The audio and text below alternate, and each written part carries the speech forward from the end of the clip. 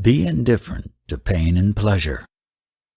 I am a Frenchman by birth and domicile, and since about 10 years I have been practicing yoga. After 10 years of work, are you anywhere near your goal? A little near, maybe. It is hard work, you know.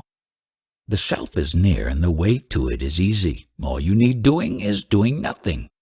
Yet I found my sadhana very difficult. Your sadhana is to be. The doing happens. Just be watchful. Where's the difficulty in remembering that you are? You are all the time. The sense of being is there all the time, no doubt. But the field of attention is often overrun by all sorts of mental events, emotions, images, ideas. The pure sense of being is usually crowded out. What is your procedure for clearing the mind of the unnecessary? What are your means, your tools for the purification of the mind?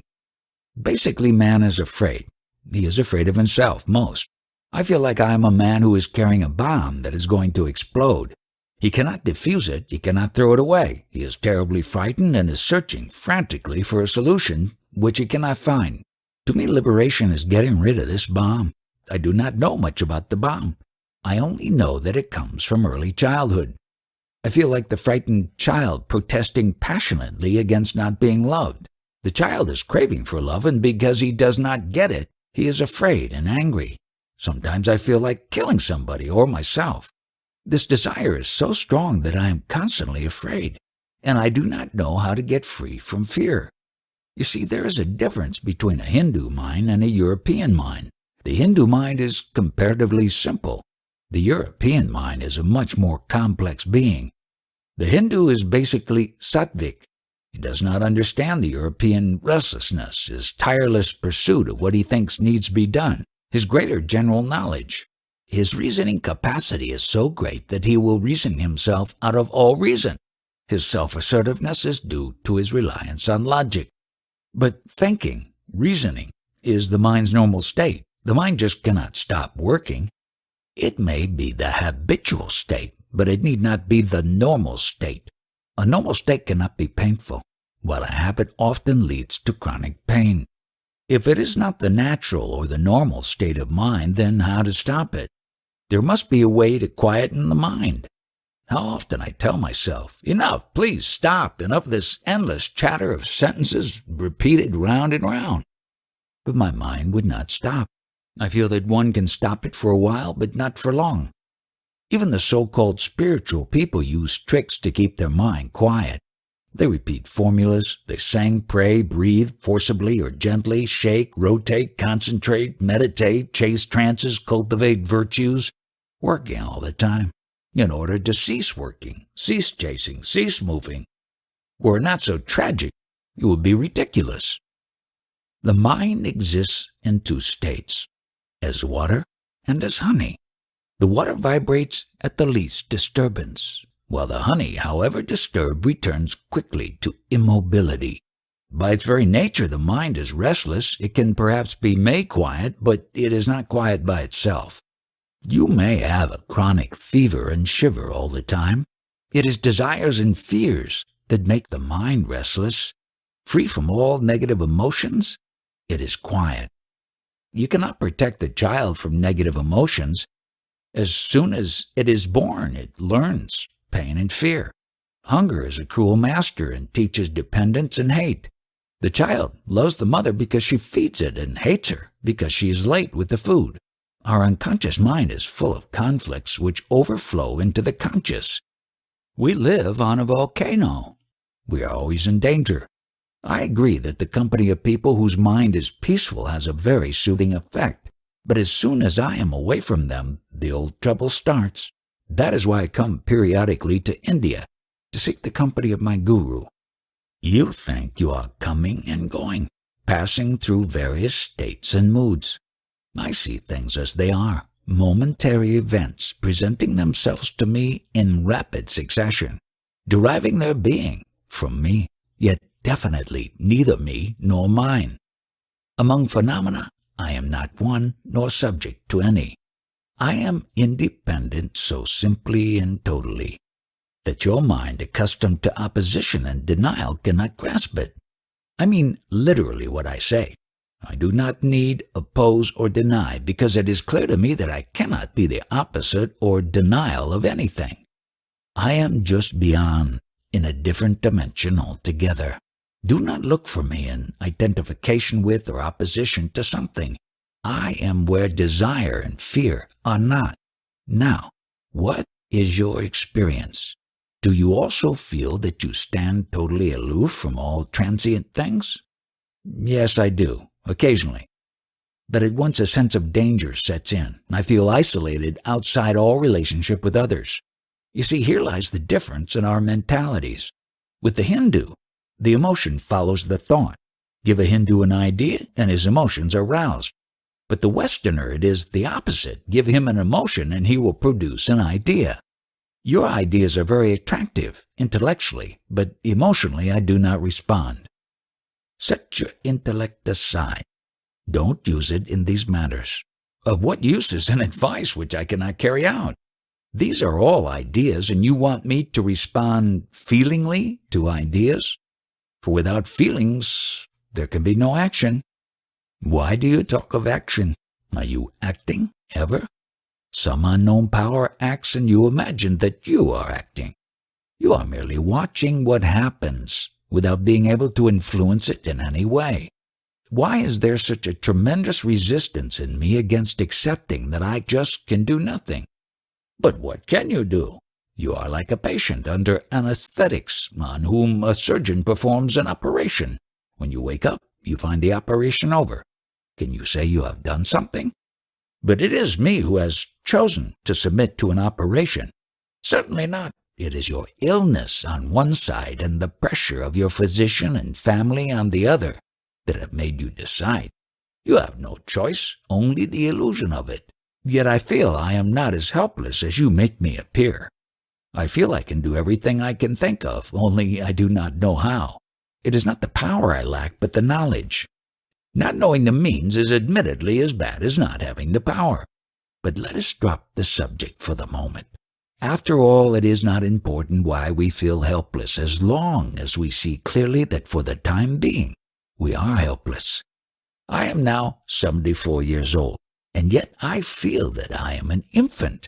I feel clearly that in spite of all the changes, I am a child. My guru told me that child, which is you even now, is your real self, Swarupa. Go back to that state of pure being, where the I am is still in its purity before it got contaminated with this I am or that I am. Your burden is of false self-identifications. Abandon them all. My guru told me, trust me. I tell you, you are divine. Take it as the absolute truth. Your joy is divine. Your suffering is divine too. All comes from God. Remember it always. You are God. Your will alone is done. I did believe him, and soon realized how wonderfully true and accurate were his words. I did not condition my mind by thinking, I am God, I am wonderful, I am beyond. I simply followed his instruction, which was to focus the mind on pure being, I am, and stay in it. I used to sit for hours together with nothing but the I am in my mind, and soon peace and joy and a deep, all-embracing love became my normal state.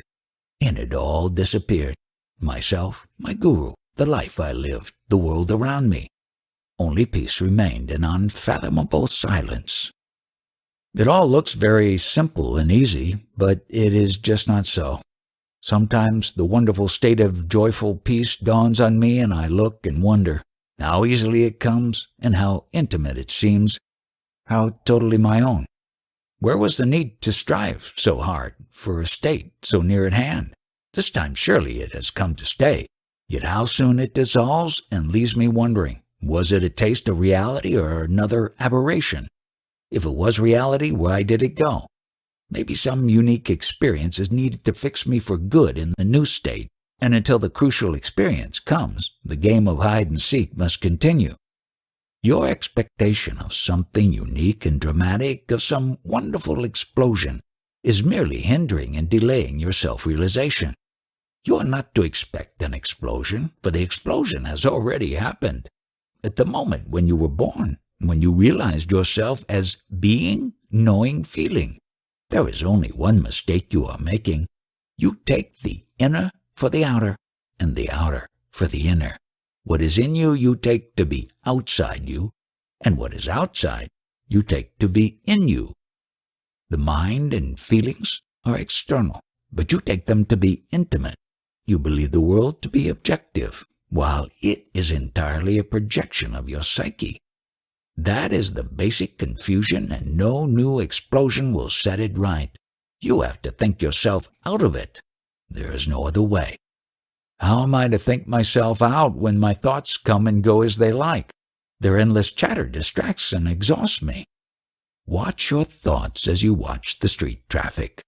People come and go. You register without response. It may not be easy in the beginning, but with some practice you will find that your mind can function on many levels at the same time, and you can be aware of them all.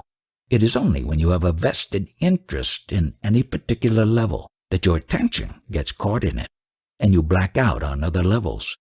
Even then, the work on the blacked out levels goes on, outside the field of consciousness.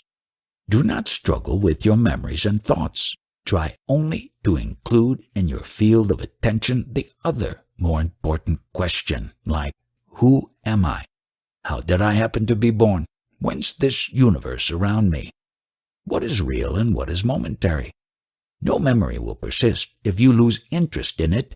It is the emotional link that perpetuates the bondage.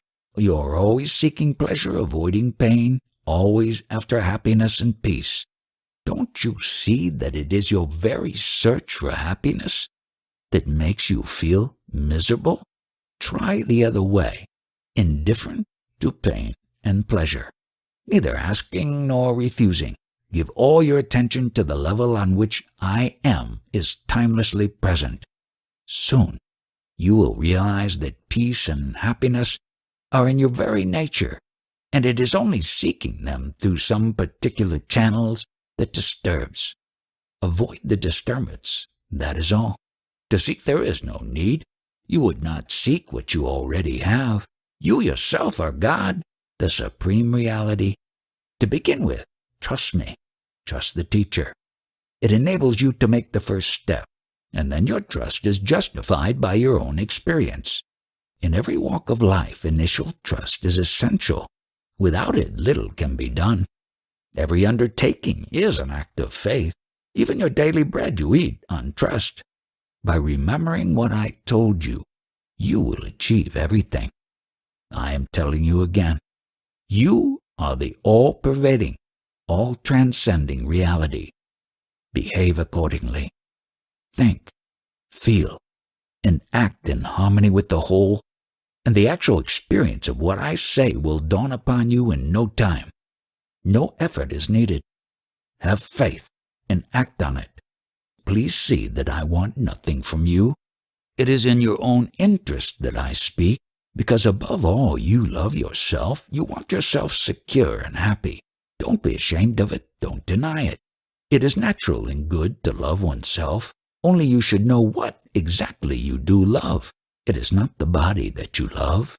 It is life, perceiving, feeling, thinking, doing, loving, striving, creating. It is that life you love, which is you, which is all. Realize it in its totality beyond all the visions and limitations, and all your desires will merge in it, for the greater contains the smaller. Therefore find yourself, for in finding that you find all. Everybody is glad to be, but few know the fullness of it. You come to know by dwelling in your mind on I am, my know, my love, with the will of reaching the deepest meaning of these words. Can I think I am God? Don't identify yourself with an idea. If you mean by God the unknown, then merely say, I do not know what I am. If you know God as you know yourself, you need not say it. Best is the simple feeling, I am. Dwell on it patiently. Here patience is wisdom. Don't think of failure. There can be no failure in this undertaking. My thoughts will not let me. Pay no attention. Don't fight them. Just do nothing about them. Let them be whatever they are. Your very fighting gives them life. Just disregard. Look through. Remember to remember what happens. Happens because I am. All reminds you that you are. Take full advantage of the fact that to experience, you must be. You need not stop thinking. Just cease being interested. It is disinterestedness that liberates. Don't hold on, that is all. The world is made of rings. The hooks are all yours. Make straight your hooks and nothing can hold you. Give up your addictions. There's nothing else to give up. Stop your routine of acquisitiveness, your habit of looking for results, and the freedom of the universe is yours. Be effortless. Life is effort. There are so many things to do.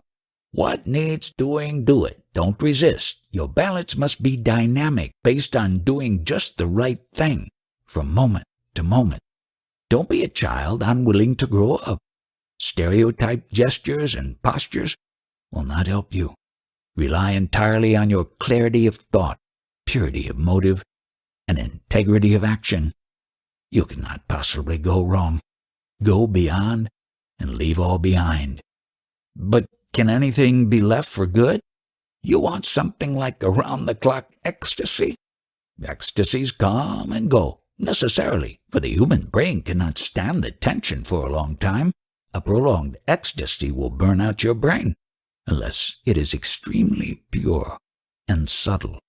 In nature, nothing is at standstill. Everything pulsates, appears, and disappears.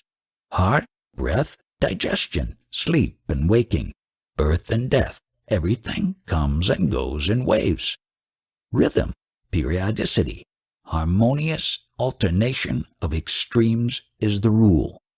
No use rebelling against the very pattern of life. If you seek the immutable, go beyond experience. When I say remember I am all the time, I mean come back to it repeatedly. No particular thought can be mind's natural state, only silence. Not the idea of silence, but silence itself. When the mind is in its natural state, it reverts to silence spontaneously. After every experience, or rather, every experience happens against the background of silence. Now what you have learnt here becomes the seed. You may forget it, apparently, but it will live and in due season sprout and grow and bring forth flowers and fruits. All will happen by itself. You need not do anything, only don't prevent it. Being happy, making happy, this is the rhythm of love.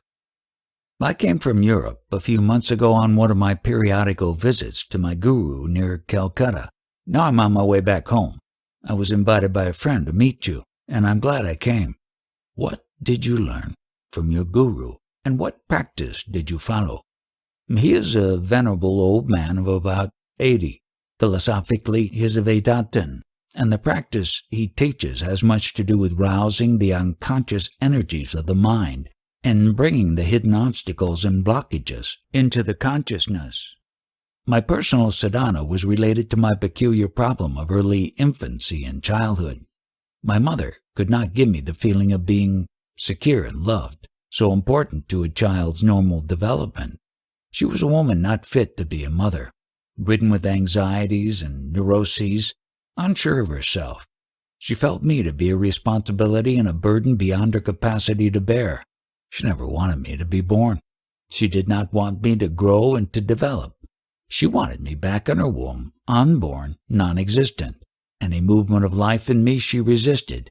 Any attempt to go beyond the narrow circle of her habitual existence, she fought fiercely. As a child, I was both sensitive and affectionate. I craved for love above everything else, and love, the simple, instinctive love of a mother for her child, was denied me. The child's search for its mother became the leading motive of my life, and I never grew out of it. A happy child, a happy childhood, became an obsession with me. Pregnancy, birth, infancy interested me passionately. I became an obstetrician of some renown and contributed to the development of the method of painless childbirth. A happy child of a happy mother. That was my ideal all my life. But my mother was always there, unhappy herself, unwilling and incapable to see me happy. It manifested itself in strange ways. Whenever I was unwell, she felt better. When I was in good shape, she was down again, cursing herself and me too. As if she never forgave me my crime of having been born, she made me feel guilty about being alive. "You live because you hate me. If you love me, die," was her constant, though silent, message. And so I spent my life being offered death instead of love. Imprisoned as I was in my mother, the perennial infant, I could not develop a meaningful relation with the woman. The image of the mother would stand between, unforgiving and unforgiven. I sought solace in my work and found much, but I could not move from the pit of infancy. Finally, I turned to spiritual search, and I am on this line steadily for many years. But in a way, it is the same old search for mother's love. Call it God or Atma or Supreme Reality. Basically, I wanted to love and be loved. Unfortunately, the so-called religious people are against life and all for the mind. When faced with life's needs and urges, they begin by classifying, abstracting, and conceptualizing, and then make the classification more important than life itself. They ask to concentrate on and impersonate a concept. Instead of the spontaneous integration through love, they recommend a deliberate and laborious concentration on a formula. Whether it is God or Atma, the me or the other, it comes to the same. Something to think about, not somebody to love. It is not theories and systems that I need. There are many equally attractive or plausible. I need a stirring of the heart, a renewal of life, and not a new way of thinking. There are no new ways of thinking, but feelings can be ever fresh. When I love somebody, I meditate on him spontaneously and powerfully with warmth and vigor which my mind cannot command. Words are good for shaping feelings. Words without feelings are like clothes with no body inside, cold and limp. This mother of mine, she drained me of all my feelings. My sources have run dry. Can I find here the richness and abundance of emotions which I needed in such ample measure as a child? Where is your childhood now? And what is your future? I was born, I have grown, I shall die. You mean your body, of course, and your mind. I am not talking about your physiology and psychology. They are part of nature and are governed by nature's laws. I am talking of your search for love. Had it a beginning? Will it have an end? I cannot say. It is there, from the earliest to the last moment of my life, this yearning for love. How constant and how hopeless. In your search for love, what exactly are you searching for? Simply this, to love and to be loved. You mean a woman? Not necessarily. A friend, a teacher, a guide, as long as the feeling is bright and clear. Of course, a woman is the usual answer, but it need not be the only one. Of the two, what would you prefer, to love or to be loved?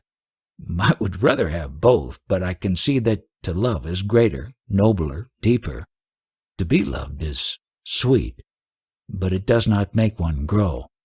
Can you love on your own, or must you be made to love? One must meet somebody lovable, of course. My mother was not only not loving, she was also not lovable. What makes a person lovable? Is it not the being loved? First you love, and then you look for reasons. It can be the other way around. You love what makes you happy, but what makes you happy? There is no rule about it. The entire subject is highly individual and unpredictable. Right. Whichever way you put it, unless you love, there is no happiness. But does love make you always happy? Is not the association of love with happiness a rather early, infantile stage? When the beloved suffers, don't you suffer too? And do you cease to love because you suffer? Must love and happiness come and go together? Is love merely the expectation of pleasure? Of course not. There can be much suffering in love. Then what is love? Is it not a state of being rather than a state of mind? Must you know that you love in order to love? Did you not love your mother unknowingly? Your craving for her love, for an opportunity to love her? Is it not the movement of love? Is not love as much of a part of you as consciousness of being? You sought the love of your mother because you loved her, but she would not let me. She could not stop you. Then why was I unhappy all my life? Because you did not go down to the very roots of your being. It is your complete ignorance of yourself that covered up your love and happiness and made you seek for what you had never lost. Love is will, the will to share your happiness with all. Being happy, making happy. This is the rhythm of love. Desires fulfilled breed more desires. I must confess I came today in a rebellious mood. I got a raw deal at the airline's office. When faced with such situations, everything seems doubtful. Everything seems useless. This is a very useful mood. Doubting all, refusing all, unwilling to learn through another. It is the fruit of your long sadhana. After all, one does not study forever. Enough of it. It took me nowhere. Don't say nowhere. It took you where you are. Now, it is again the child and its tantrums. I have not moved an inch from where I was. You began as a child, and you will end as a child. Whatever you have acquired in the meantime, you must lose and start at the beginning. But the child kicks. When it's unhappy or denied anything, it kicks. Let it kick. Just look at the kicking. And if you are too afraid of the society to kick convincingly, look at that too. I know it is painful business. But there is no remedy, except one. The search for remedies must cease. If you are angry or in pain, separate yourself from anger and pain and watch them. Externalization is the first step to liberation. Step away and look. The physical events will go on happening, but by themselves, they have no importance. It is the mind alone that matters. Whatever happens, you cannot kick and scream in an airline office or in a bank. Society does not allow it. If you do not like their ways or are not prepared to endure them, don't fly or carry money. Walk. And if you cannot walk, don't travel. If you deal with society, you must accept its ways, for its ways are your ways. Your needs and demands have created them. Your desires are so complex and contradictory, no wonder the society you create is also complex and contradictory. I do see and admit that the outer chaos is merely a reflection of my own inner disharmony. But what is the remedy? Don't seek remedies. Sometimes one is in a state of grace and life is happy and harmonious. But such a state does not last. The mood changes and all goes wrong. If you could only keep quiet, clear of memories and expectations, you would be able to discern the beautiful pattern of events. It is your restlessness that causes chaos. For full 3 hours that I spent in the airline office, I was practicing patience and forbearance. It did not speed up matters. At least, it did not slow them down, as your kicking would have surely done. You want immediate results. We do not dispense magic here. Everybody does the same mistake, refusing the means but wanting the ends. You want peace and harmony in the world, but refuse to have them in yourself. Follow my advice implicitly, and you will not be disappointed. I cannot solve your problems by mere words. You have to act on what I told you and persevere. It is not the right advice that liberates, but the action based on it Just like a doctor, after giving the patient an injection, tells him, "Now, keep quiet. Do nothing more. Just keep quiet." I am telling you, you have got your injection. Now keep quiet. Just keep quiet. You have nothing else to do. My guru did the same. He would tell me something and then said, "Now keep quiet. Don't go on ruminating all the time. Stop. Be silent." I can keep quiet for an hour in the morning, but the day is long and many things happen that throw me out of balance. It is easy to say, "Be silent," but to be silent when all is screaming in me and round me. Please tell me how it is done. All that needs doing can be done in peace and silence. There is no need to get upset. It is all theory which does not fit the facts. I am returning to Europe with nothing to do there. My life is completely empty. If you just try to keep quiet, all will come. The work, the strength for work, the right motive. Must you know everything beforehand? Don't be anxious about your future. Be quiet now and all will fall in place. The unexpected is bound to happen, while the anticipated may never come. Don't tell me you cannot control your nature. You need not control it. Throw it overboard.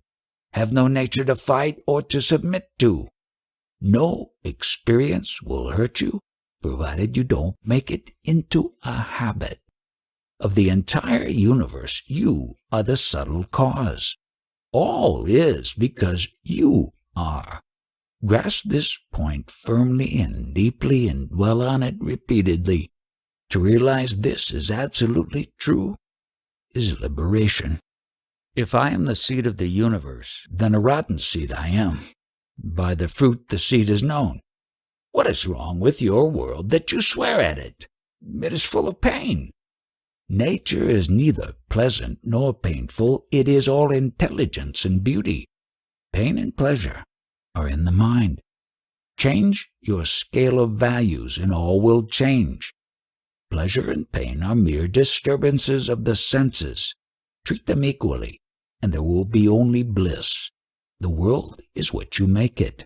By all means, make it happy. Only contentment can make you happy. Desires fulfilled breed more desires. Keeping away from all desires and contentment in what comes by itself is a very fruitful state, a precondition to the state of fullness. Don't distrust its apparent sterility and emptiness. Believe me, it is the satisfaction of desires that breeds misery. Freedom from desires is bliss. There are things we need. What you need will come to you if you do not ask for what you do not need. Yet only few people reach this state of complete dispassion and detachment.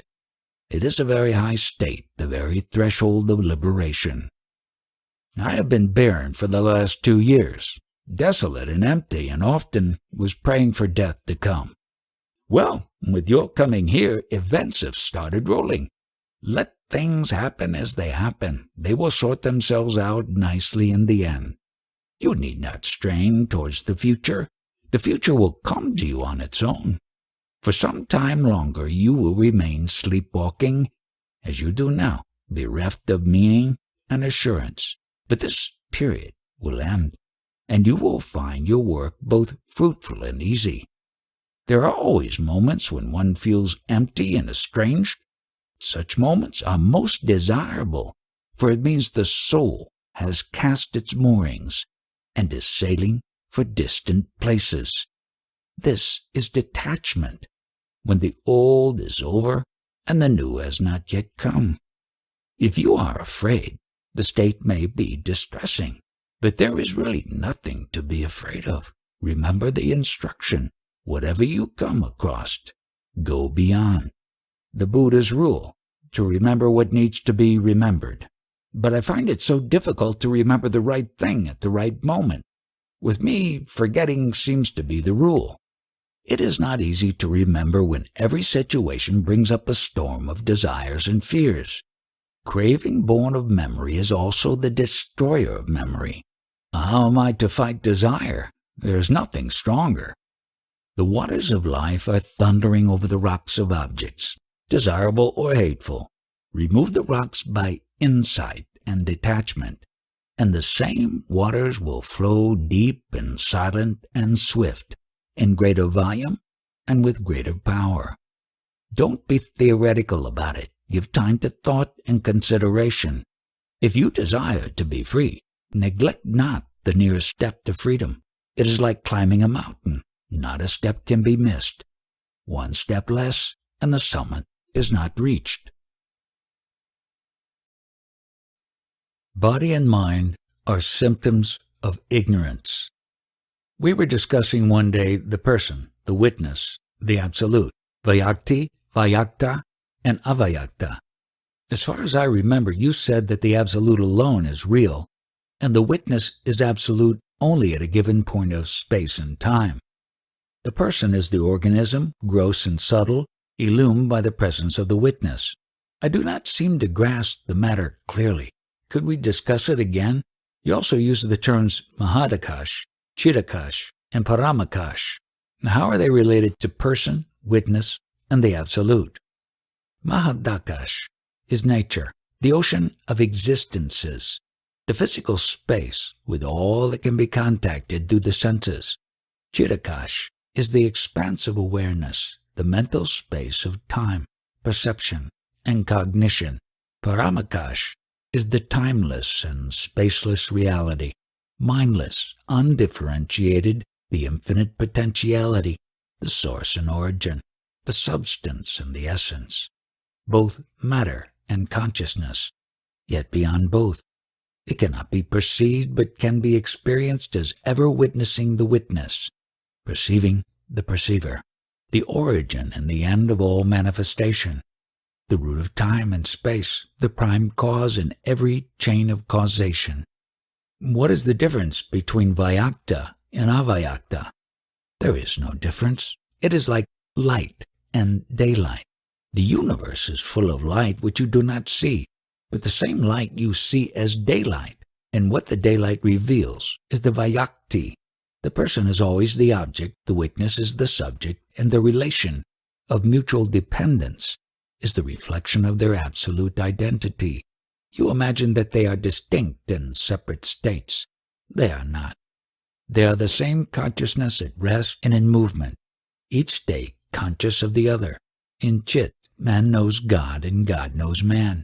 In Chit, the man shapes the world and the world shapes man. Chit is the link, the bridge between extremes, the balancing and uniting factor in every experience. The totality of the perceived is what you call matter.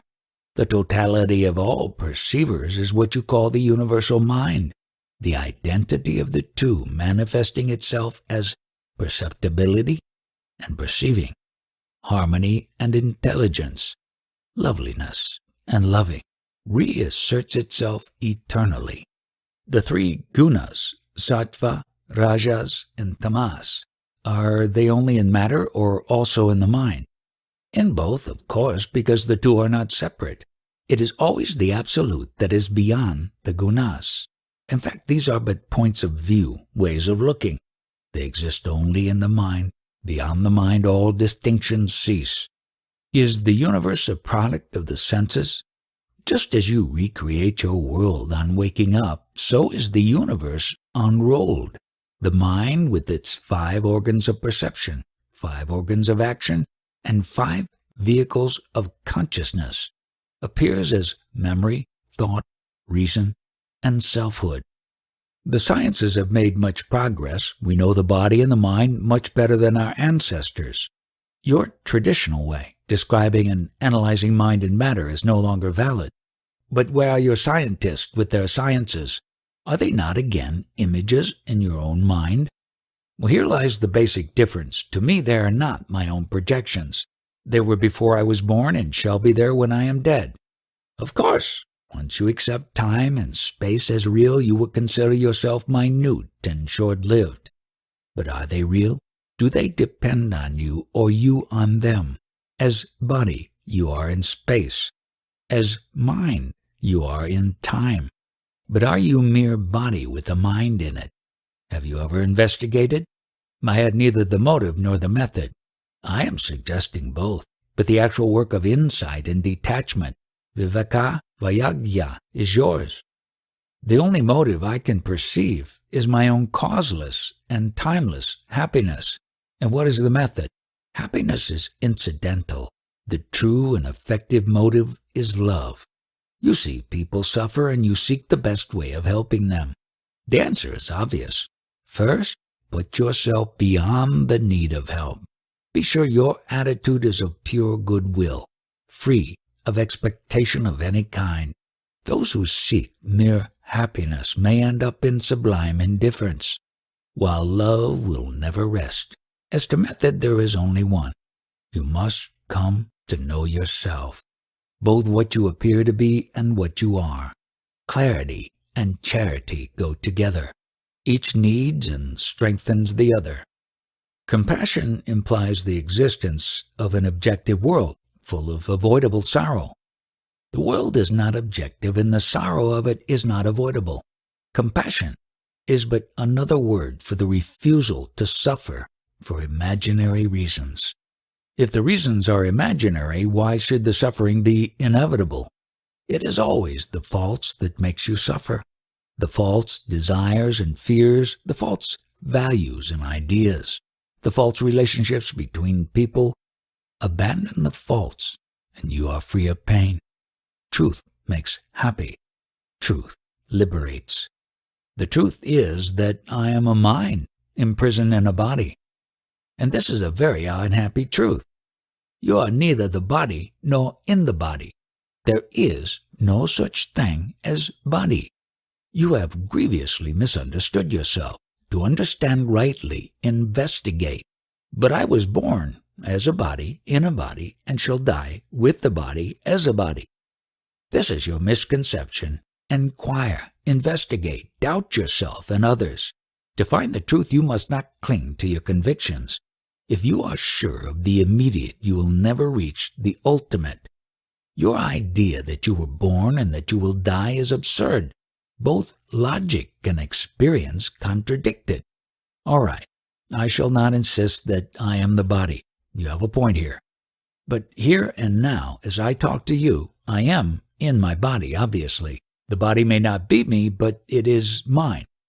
The entire universe contributes incessantly to your existence. Hence, the entire universe is your body. In that sense, I agree. My body influences me deeply. In more than one way, my body is my destiny, my character, my moods, and the nature of my reactions. My desires and fears, inborn or acquired, they are all based on the body. A little alcohol, some drug or other, and all changes. Until the drug wears off, I become another man. All this happens because you think yourself to be the body. Realize your real self, and even drugs will have no power over you. You smoke? My body kept a few habits, which may as well continue till it dies. There is no harm in them. You eat meat? I was born among meat-eating people, and my children are eating meat. I eat very little and make no fuss. Meat-eating implies killing. Obviously, I make no claims of consistency. You think absolute consistency is possible? Prove it by example. Don't preach what you do not practice. Coming back to the idea of having been born, you are stuck with what your parents told you, all about conception, pregnancy, birth, infant, child, youngster, teenager, and so on. Now, divest yourself of the idea that you are the body with the help of the contrary idea that you are not the body. It is also an idea, no doubt. Treat it like something to be abandoned when its work is done. The idea that I am not the body gives reality to the body, when in fact there is no such thing as body. It is but a state of mind. You can have as many bodies and as diverse as you like. Just remember steadily what you want and reject the incompatibles. I am like a box within a box within a box, the outer box acting as the body and the one next to it as the indwelling soul. Abstract the outer box, and the next becomes the body, and the one next to it the soul. It is an infinite series, an endless opening of boxes. Is that last one the ultimate soul? If you have a body, you must have a soul. Here your simile of a nest of boxes applies. But here and now, through all your bodies and souls, shines awareness, the pure light of Chit. Hold on to it unswervingly. Without awareness, the body would not last a second. There is in the body a current of energy, affection, and intelligence, which guides, maintains, and energizes the body. Discover that current and stay with it. Of course, all these are manners of speaking. Words are as much a barrier as a bridge. Find the spark of life that weaves the tissues of your body and be with it. It is the only reality the body has. What happens to that spark of life after death? It is beyond time. Birth and death are but points in time. Life weaves eternally its many webs. The weaving is in time, but life itself is timeless. Whatever name and shape you give to its expressions, it is like the ocean, never changing, ever changing. All you say sounds beautifully convincing, yet my feeling of being just a person in a world strange and alien, often inimical and dangerous, does not cease. Being a person limited in space and time, how can I possibly realize myself as the opposite? A depersonalized, universalized awareness of nothing in particular. You assert yourself to be what you are not and deny yourself to be what you are. You omit the element of pure cognition, of awareness, free from all personal distortions. Unless you admit the reality of Chit, you will never know yourself. What am I to do? I do not see myself as you see me. Maybe you are right and I am wrong, but how can I cease to be what I feel I am? A prince who believes himself to be a beggar can be convinced conclusively in one way only. He must behave as a prince and see what happens. Behave as if what I say is true and judge by what actually happens. All I ask is the little faith needed for making the first step. With experience will come confidence, and you will not need me any more. I know what you are, and I am telling you. Trust me for a while. To be here and now, I need my body and its senses. To understand, I need a mind. The body and the mind are only symptoms of ignorance, of misapprehension. Behave as if you were pure awareness, bodiless, mindless, spaceless, and timeless, beyond where and when and how. Dwell on it, think of it, learn to accept its reality. Don't oppose it and deny it all the time. Keep an open mind at least. Yoga is bending the outer to the inner. Make your mind and body express the real which is all and beyond all. By doing, you succeed, not by arguing. Kindly allow me to come back to my first question. How does the error of being a person originate? The absolute precedes time. Awareness comes first. A bundle of memories and mental habits attracts attention. Awareness gets focalized, and a person suddenly appears. Remove the light of awareness, go to sleep or swoon away, and the person disappears. The person, Vyakti, flickers. Awareness, Vyakta, contains all space and time. The absolute, Avyakta, is. Give up all, and you gain all. What is your state at the present moment? A state of non-experiencing. In it all experience is included. Can you enter into the mind and heart of another man and share his experience? No, such things require special training. I am like a dealer in wheat. I know little about breads and cakes. Even the taste of a wheat gruel I may not know. But about the wheat grain I know all and well. I know the source of all experience. But the innumerable particular forms experience can take, I do not know, nor do I need to know. From moment to moment, the little I need to know to live my life, I somehow happen to know. Your particular existence and my particular existence, do they both exist in the mind of Brahma? The universal is not aware of the particular. The existence as a person is a personal matter.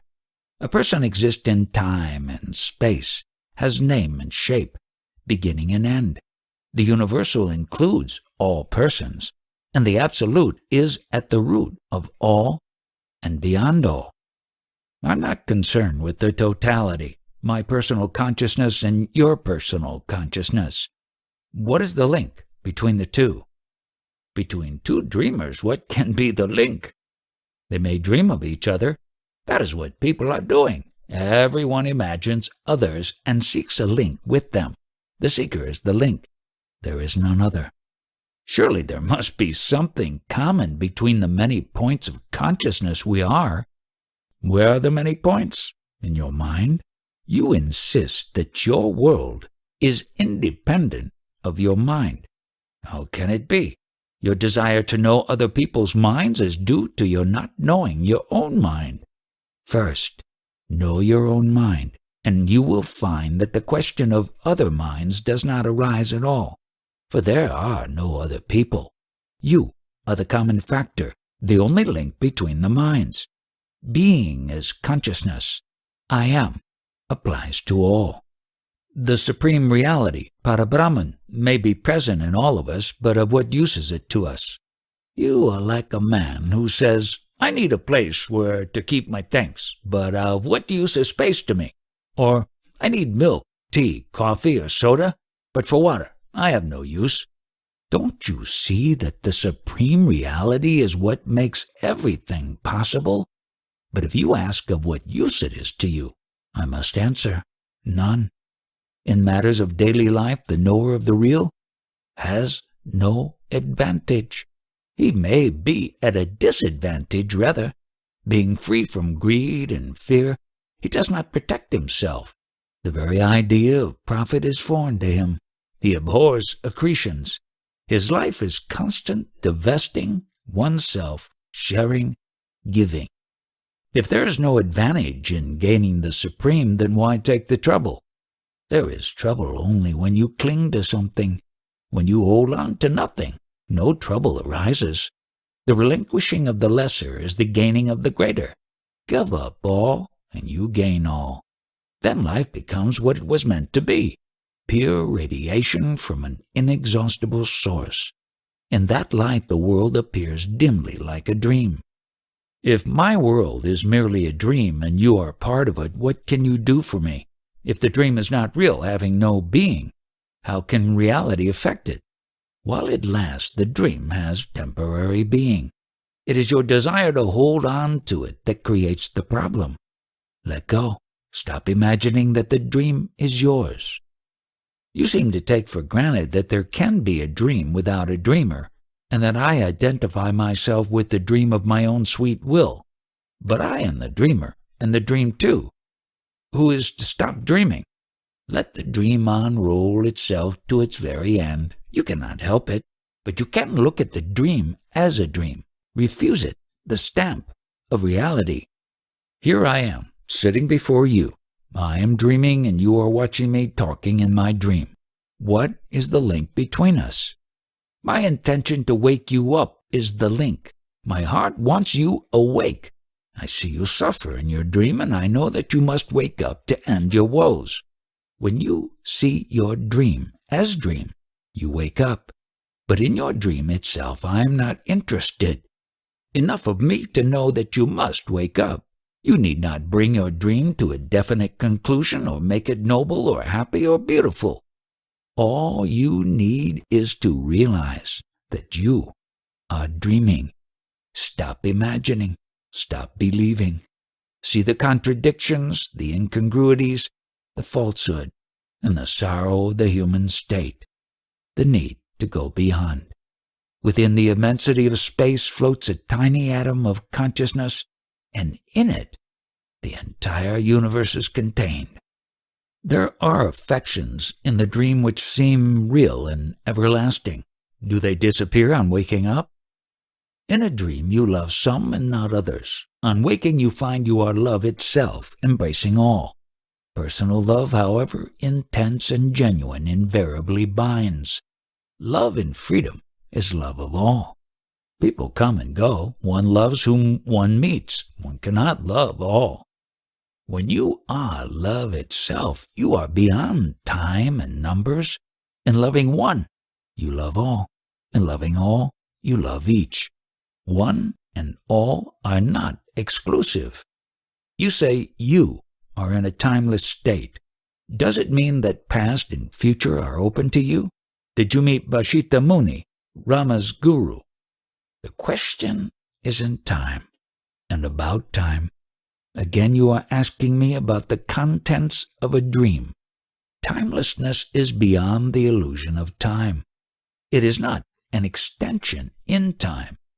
He who called himself Vashita knew Vashita. I am beyond all names and shapes. Vashita is a dream in your dream. How can I know him? You are too much concerned with past and future. It is all due to your longing to continue, to protect yourself against extinction. And as you want to continue, you want others to keep you company. Hence your concern with their survival. But what you call survival is but the survival of a dream. Death is preferable to it. There is a chance of waking up. You are aware of eternity, therefore you are not concerned with survival. It is the other way around. Freedom from all desire is eternity. All attachment implies fear, for all things are transient, and fear makes one a slave. This freedom from attachment does not come with practice. It is natural when one knows one's true being. Love does not cling. Clinging is not love. So there is no way to gain detachment. There is nothing to gain. Abandon all imaginings and know yourself as you are. Self-knowledge is detachment. All craving is due to a sense of insufficiency. When you know that you lack nothing, that all there is you and yours, desire ceases. To know myself, must I practice awareness? There is nothing to practice. To know yourself, be yourself.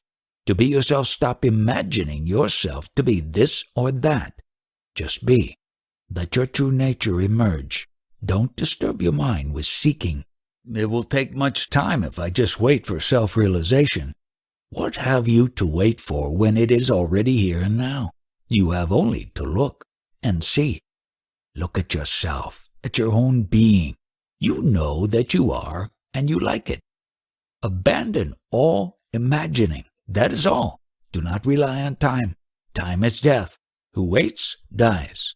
Life is now only. Do not talk to me about past and future. They exist only in your mind. You too will die. I am dead already. Physical death will make no difference in my case. I am timeless being. I am free of desire or fear because I do not remember the past or imagine the future. Where there are no names and shapes, how can there be desire and fear? With desirelessness comes timelessness. I am safe because what is not cannot touch what is. You feel unsafe because you imagine danger. Of course, your body as such is complex and vulnerable and needs protection, but not you. Once you realize your own unassailable being, you will be at peace. How can I find peace when the world suffers? The world suffers for very valid reasons. If you want to help the world, you must be beyond the need of help. Then all you're doing, as well as not doing, will help the world most effectively. How can non-action be of use where action is needed? Where action is needed, action happens. Man is not an actor. He is to be aware of what he is going on. His very presence is action. The window is the absence of the wall, and it gives air and light because it is empty. Be empty of all mental content, of all imagination and effort, and the very absence of obstacles will cause reality to rush in.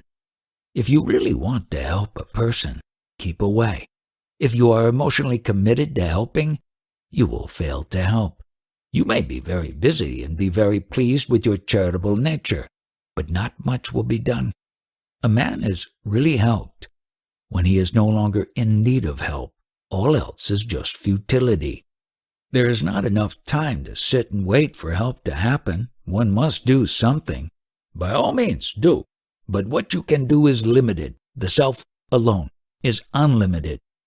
Give limitlessly of yourself. All else you can give in small measures only. You alone are immeasurable. To help is your very nature. Even when you eat and drink, you help your body. For yourself, you need nothing. You are pure giving, beginningless, endless, inexhaustible. When you see sorrow and suffering, be with it. Do not rush into activity. Neither learning nor action can really help. Be with sorrow and lay bare its roots. Helping to understand is real help. My death is nearing. Your body is short of time, not you. Time and space are in the mind only. You are not bound. Just understand yourself. That itself is eternity. Consciousness arising. World arises. When an ordinary man dies, what happens to him? According to his belief, it happens. As life before death is but imagination, so is life after. The dream continues. And what about the Jnani? The Jnani does not die because he was never born. He appears so to others, but not to himself. In himself he is free of things, physical and mental. Still, you must know the state of the man who died, at least from your own past lives. Until I met my guru, I knew so many things. Now I know nothing, for all knowledge is in dream only and not valid. I know myself, and I find no life nor death in me, only pure being, not being this or that, but just being. But the moment the mind, drawing on its stock of memories, begins to imagine, it fills the space with objects and time with events. As I do not know even this birth, how can I know past births? It is the mind that, itself in movement, sees everything moving, and having created time, worries about the past and the future. All the universe is cradled in consciousness, Mahatattva, which arises where there is perfect order and harmony, Mahasattva. As all waves are in the ocean, so are all things physical and mental in awareness. Hence awareness itself is all important, not the content of it. Deepen and broaden your awareness of yourself and all the blessings will flow. You need not seek anything. All will come to you most naturally and effortlessly. The 5 senses and the 4 functions of the mind, memory, thought, understanding, and selfhood. The 5 elements, earth, water, fire, air, and ether. The 2 aspects of creation, matter and spirit. All are contained in awareness. Yet you must believe in having lived before. The scriptures say so, but I know nothing about it. I know myself as I am. As I appeared or will appear is not within my experience. It is not that I do not remember. In fact, there is nothing to remember. Reincarnation implies a reincarnating self. There is no such thing. The bundle of memories and hopes called the I imagines itself existing everlastingly and creates time to accommodate its false eternity. To be, I need no past or future. All experience is born of imagination.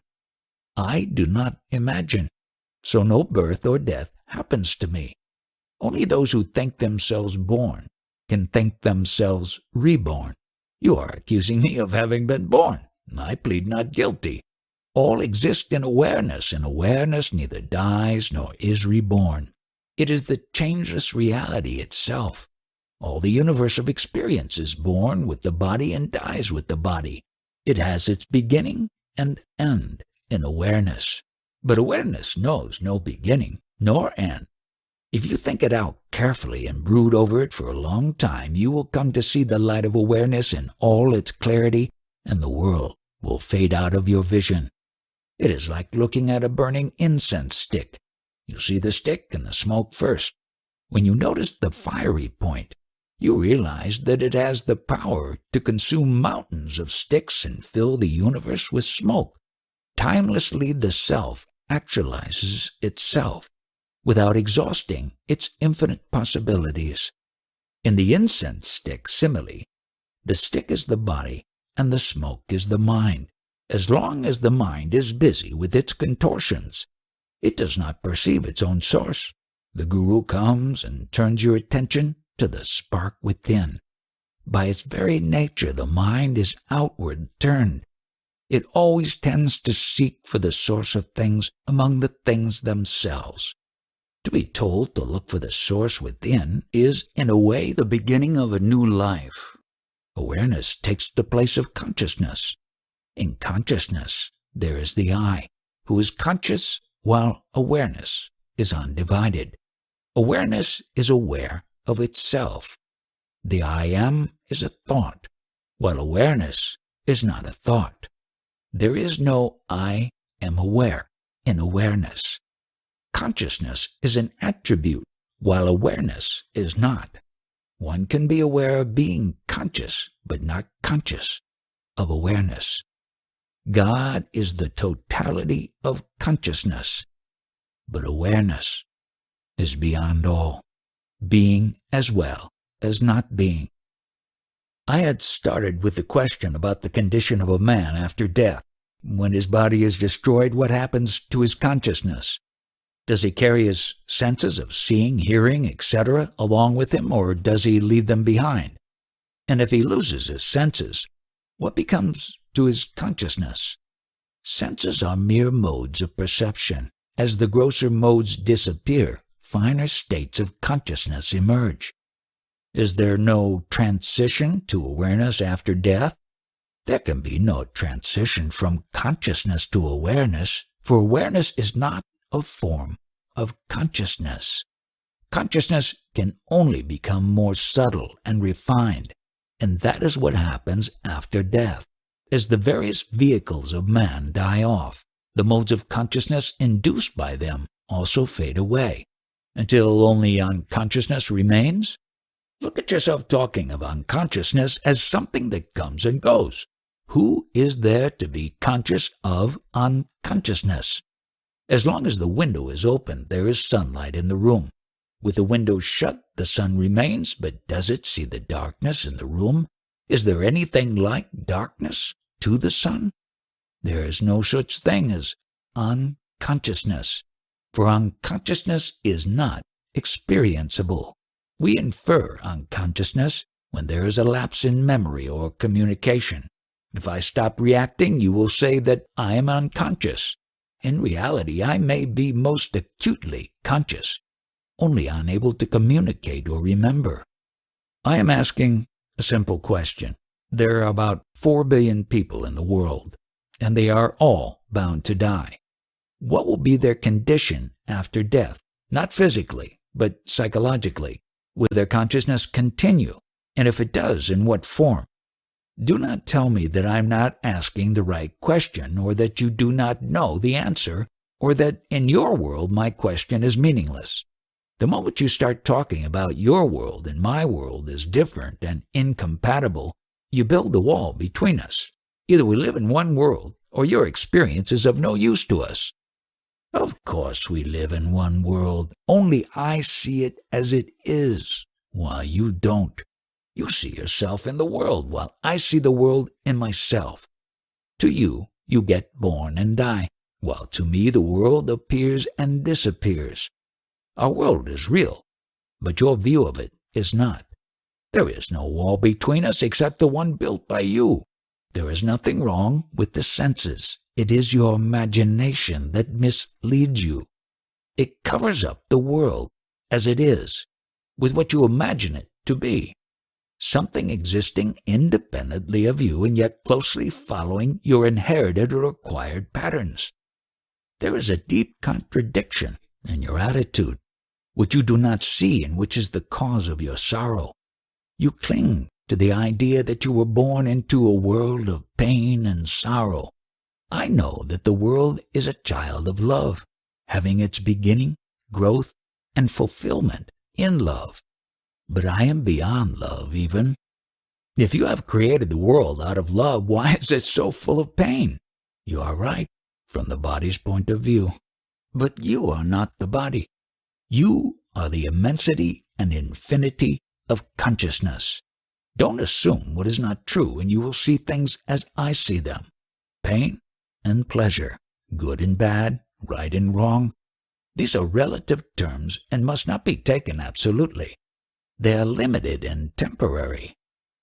In the Buddhist tradition, it is stated that a nirvani, an enlightened Buddha, has the freedom of the universe. He can know and experience for himself all that exists. He can command, interfere with nature, with the chain of causation, change the sequence of events, even undo the past. The world is still with him, but he is free in it. What you describe is God. Of course, where there is a universe, there will also be its counterpart, which is God. But I am beyond both. There was a kingdom in search of a king. They found the right man and made him king. In no way had he changed. He was merely given the title, the rights, and the duties of a king. His nature was not affected, only his actions. Similarly, with the enlightened man, the content of his consciousness undergoes a radical transformation. But he is not misled. He knows the changeless. The changeless cannot be conscious. Consciousness is always of change. The changeless leaves no trace in consciousness. Yes and no. The paper is not the writing, yet it carries the writing. The ink is not the message, nor is the reader's mind the message. But they all make the message possible. Does consciousness come down from reality, or is it an attribute of matter? Consciousness as such is the subtle counterpart of matter. Just as inertia, tamas, and energy, rajas, are attributes of matter, so does harmony, sattva, manifest itself as consciousness. You may consider it in a way as a form of very subtle energy. Whatever matter organizes itself into a stable organism, consciousness appears spontaneously. With the destruction of the organism, consciousness disappears. Then what survives? That of which matter and consciousness are but aspects, which is neither born nor dies. If it is beyond matter and consciousness, how can it be experienced? It can be known by its effects on both. Look for it in beauty and in bliss. But you will understand neither body nor consciousness unless you go beyond both. Please tell us squarely, are you conscious or unconscious? The enlightened jnani is neither, but in his enlightenment, jnana, all is contained. Awareness contains every experience, but he who is aware is beyond every experience. He is beyond awareness itself. There is the background of experience, call it matter. There is the experiencer, call it mind. What makes the bridge between the two? The very gap between is the bridge. That which at one end looks like matter, and at the other is mind, is in itself the bridge. Don't separate reality into mind and body, and there will be no need of bridges. Consciousness arises, the world arises. When you consider the wisdom and the beauty of the world, you call it God. Know the source of it all, which is in yourself, and you will find all your questions answered. The seer and the seen, are they one or two? There is only seeing. Both the seer and the seen are contained in it. Don't create differences where there are none. I began with a question about the man who died. You said that his experiences will shape themselves according to his expectations and beliefs. Before you were born, you expected to live according to a plan, which you, yourself, had laid down. Your own will was the backbone of your destiny. Surely karma interfered. Karma shapes the circumstances. The attitudes are your own. Ultimately, your character shapes your life, and you alone can shape your character. How does one shape one's character? By seeing it as it is, and being sincerely sorry. This integral seeing feeling can work miracles. It is like casting a bronze image. Metal alone or fire alone will not do it, nor will the mold be of any use. You have to melt down the metal in the heat of the fire and cast it in the mold. Beyond mind, there is no suffering. I see you sitting in your son's house waiting for lunch to be served, and I wonder whether the content of your consciousness is similar to mine, or partly different, or totally different. Are you hungry and thirsty as I am, waiting rather impatiently for the meals to be served? Or are you in an altogether different state of mind? There is not much difference on the surface, but very much of it in depth. You know yourself only through the senses and the mind. You take yourself to be what they suggest. Having no direct knowledge of yourself, you have mere ideas, all mediocre, second-hand by hearsay. Whatever you think you are, you take it to be true. The habit of imagining yourself perceivable and describable is very strong with you. I see as you see, hear as you hear, taste as you taste, eat as you eat. I also feel thirst and hunger and expect my food to be served on time. When starved or sick, my body and mind go weak. All this I perceive quite clearly. But somehow I am not in it. I feel myself as if floating over it, aloof and detached. Even not aloof and detached. There is aloofness and detachment as there is thirst and hunger. There is also the awareness of it all in a sense of immense distance, as if the body and the mind and all that happens to them were somewhere far out on the horizon. I am like a cinema screen, clear and empty. The pictures pass over it and disappear, leaving it as clear and empty as before. In no way is the screen affected by the pictures, nor are the pictures affected by the screen. The screen intercepts and reflects the pictures. It does not shape them. It has nothing to do with the rolls of films. These are as they are, lumps of destiny, prarabdha, but not my destiny. The destinies of the people on the screen. You do not mean to say that the people in a picture have destinies. They belong to the story. The story is not theirs. And what about you? Do you shape your life, or are you shaped by it? Yes, you are right. A life story unrolls itself of which I am one of the actors. I have no being outside it, as it has no being without me. I am merely a character, not a person. The character will become a person when he begins to shape his life instead of accepting it as it comes and identifying himself with it. When I ask a question and you answer, what exactly happens? The question and the answer both appear on the screen. The lips move, the body speaks, and again the screen is clear and empty. When you say clear and empty, what do you mean? I mean free of all contents. To myself I am neither perceivable nor conceivable. There is nothing I can point out and say, this I am. You identify yourself with everything so easily. I find it impossible. The feeling I am not this or that, nor is anything mine, is so strong in me that as soon as a thing or a thought appears, there comes at once the sense, this I am not. Do you mean to say that you spend your time repeating this I am not, that I am not? Of course not. I am merely verbalizing for your sake. By the grace of my guru, I have realized once and for good that I am neither object nor subject, and I do not need to remind myself all the time.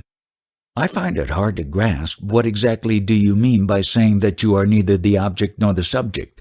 At this very moment as we talk, am I not the object of your experience and you the subject? Look, my thumb touches my forefinger. Both touch and are touched. When my attention is on the thumb is the feeler and the forefinger is the self. Shift the focus of attention and the relationship is reversed. I find that somehow by shifting the focus of attention, I become the very thing I look at and experience the kind of consciousness it has. I become the inner witness of the thing. I call this capacity of entering other focal points of consciousness love. You may give it any name you like. Love says, I am everything. Wisdom says, I am nothing. Between the two, my life flows. since at any point of time and space I can be both the subject and the object of experience. I express it by saying that I am both and neither, and beyond both. You make all these extraordinary statements about yourself. What makes you say those things? What do you mean by saying that you are beyond space and time? You ask, and the answer comes. I watch myself. I watch the answer and see no contradiction. It is clear to me that I am telling you the truth. It is all very simple. Only you must trust me that I mean what I say, that I am quite serious. As I told you already, my guru showed me my true nature, and the true nature of the world. Having realized that I am one with and yet beyond the world, I became free from all desire and fear. I did not reason it out that I should be free. I found myself free, unexpectedly, without the least effort. This freedom from desire and fear remained with me since then. Another thing I noticed was that I do not need to make an effort. The deed follows the thought without delay and friction. I have also found that thoughts become self-fulfilling. Things would fall in place smoothly and rightly. The main change was in the mind. It became motionless and silent, responding quickly but not perpetuating the response. Spontaneity became a way of life. The real became natural, and the natural became real. And above all, infinite affection, love, dark and quiet, radiating in all directions, embracing all, making all interesting and beautiful, significant and auspicious.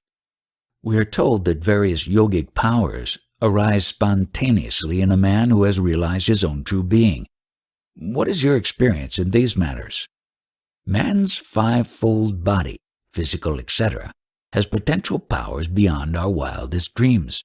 Not only is the entire universe reflected in man, but also the power to control the universe is waiting to be used by him. The wise man is not anxious to use such powers, except when the situation calls for them. He finds the abilities and skills of the human personality quite adequate for the business of daily living. Some of the powers can be developed by specialized training, but the man who flaunts such powers is still in bondage. The wise man counts nothing as his own. When at some time and place some miracle is attributed to some person, he will not establish any causal link between events and people, nor will he allow any conclusions to be drawn. All happened as it happened because it had to happen. Everything happens as it does because the universe is as it is. The universe does not seem a happy place to live in. Why is there so much suffering? Pain is physical. Suffering is mental. Beyond the mind, there is no suffering. Pain is merely a signal that the body is in danger and requires attention. Similarly, suffering warns us that the structure of memories and habits, which we call the person, Vyakti, is threatened by loss or change.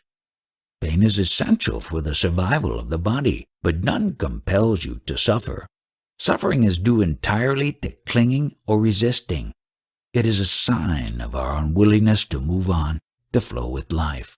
As a sane life is free of pain, so is a saintly life free from suffering. Nobody has suffered more than saints. Did they tell you, or do you say so on your own? The essence of saintliness is total acceptance of the present moment, harmony with things as they happen. A saint does not want things to be different from what they are. He knows that considering all factors, they are unavoidable. He is friendly with the inevitable, and therefore does not suffer. Pain, he may know, but it does not shatter him. If he can, he does the needful to restore the lost balance, or he lets things take their course. He may die. So what? What does he gain by living on, and what does he lose by dying? What was born must die. What was never born cannot die. It all depends on what he takes himself to be. Imagine you fall mortally ill. Would you not regret and resent? But I am dead already, or rather neither alive nor dead. You see my body behaving the habitual way and draw your own conclusions. You will not admit that your conclusions bind nobody but you. Do you see that the image you have of me may be altogether wrong? Your image of yourself is wrong too, but that is your problem. But you need not create problems for me and then ask me to solve them. I am neither creating problems nor solving them. Perfection, destiny of all. When asked about the means for self-realization, you invariably stress the importance of the mind dwelling on the sense I am. Where is the causal factor? Why should this particular thought result in self-realization? How does the contemplation of I am affect me? The very fact of observation alters the observer and the observed.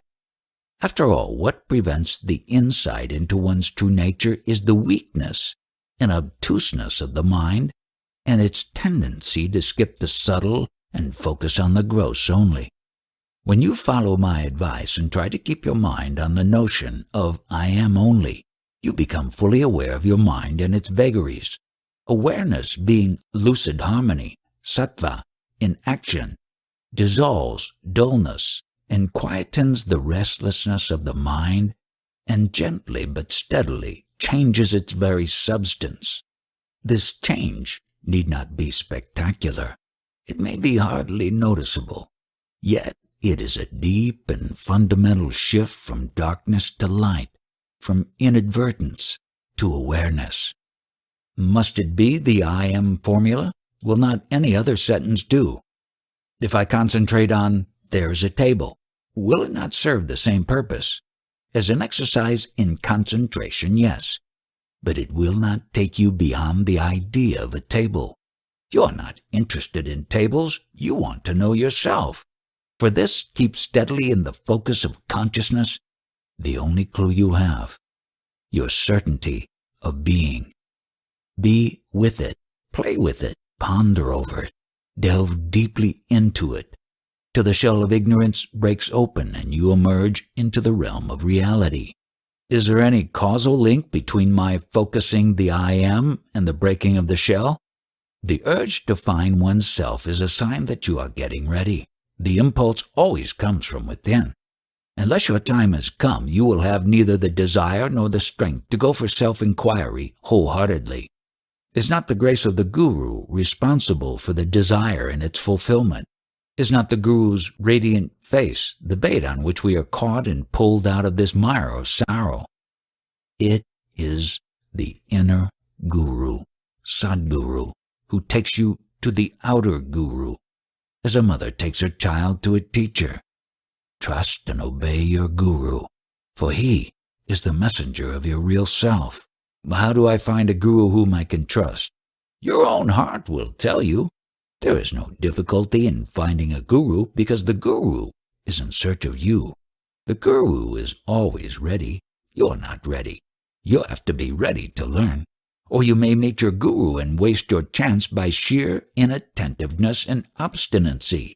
Take my example. There was nothing in me of much promise, but when I met my Guru, I listened, trusted, and obeyed. Must I not examine the teacher before I put myself entirely into his hands? By all means, examine, but what can you find out? Only as he appears to you on your own level. I shall watch whether he is consistent, whether there is harmony between his life and his teaching. You may find plenty of disharmony. So what? It proves nothing. Only motives matter. How will you know his motives? I should at least expect him to be a man of self-control who lives a righteous life. Such will you find many, and of no use to you. A Guru can show you the way back home to your real self. What has this to do with the character or temperament of the person he appears to be?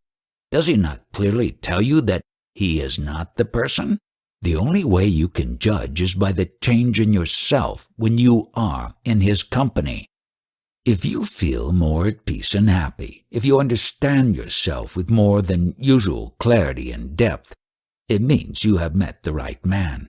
Take your time, but once you have made up your mind to trust him, Trust him absolutely, and follow every instruction fully and faithfully. It does not matter much if you do not accept him as your guru and are satisfied with his company only. Satsang alone can also take you to your goal, provided it is unmixed and undisturbed. But once you accept somebody as your guru, listen, remember, and obey. Half-heartedness is a serious drawback and the cause of much self-created sorrow. The mistake is never the guru's. It is always the obtuseness and cussedness of the discipline that is at fault. Does not the guru then dismiss or disqualify a disciple? He would not be a guru if he did. He bides his time and waits till the disciple, chastened and sobered, comes back to him in a more receptive mood. What is the motive? Why does a guru take so much trouble? Sorrow, and the ending of sorrow. He sees people suffering in their dreams and he wants them to wake up. Love is intolerant of pain and suffering. The patience of a guru has no limits and therefore it cannot be defeated. The guru never fails. Is my first guru also my last, or do I have to pass from guru to guru? The entire universe is your guru. You learn from everything. If you are alert and intelligent, with your mind clear and your heart clean, you would learn from every passerby. It is because you are indolent or restless that your inner self manifests as the outer guru and makes you trust him and obey. Is a guru inevitable? It is like asking, is a mother inevitable? To rise in consciousness from one dimension to another, you need help. The help may not always be in the shape of a human person.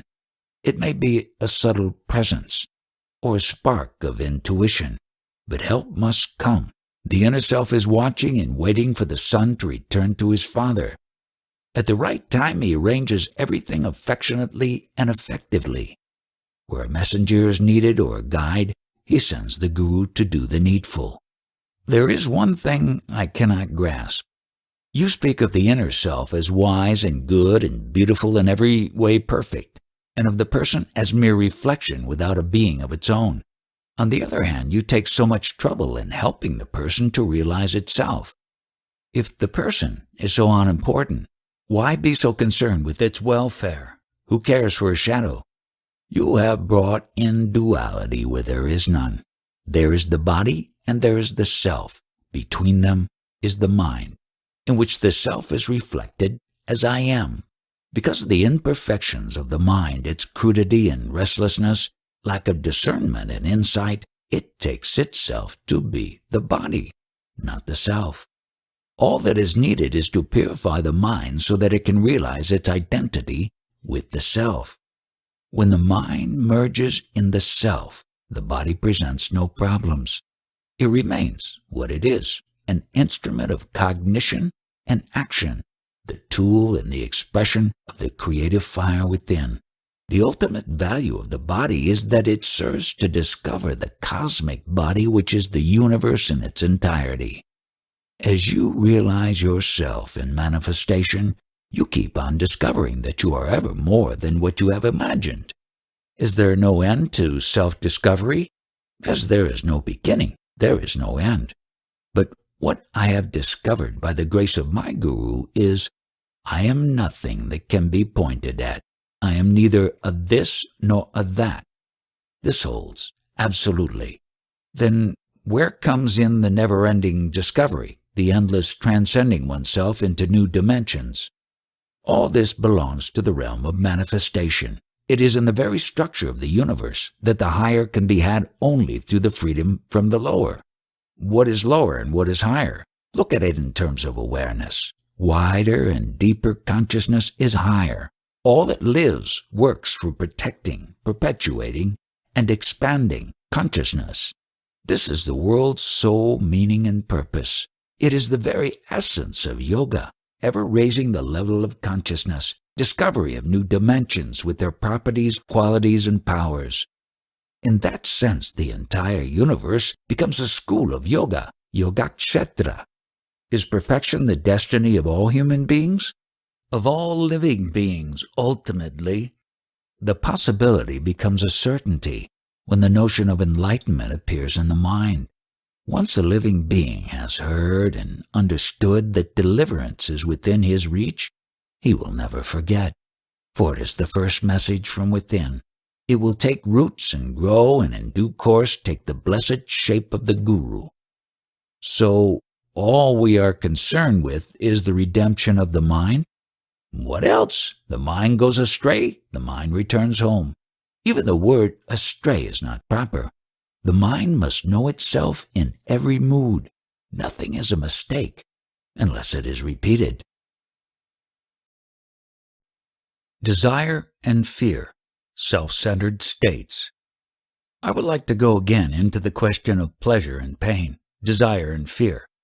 I understand fear, which is memory and anticipation of pain.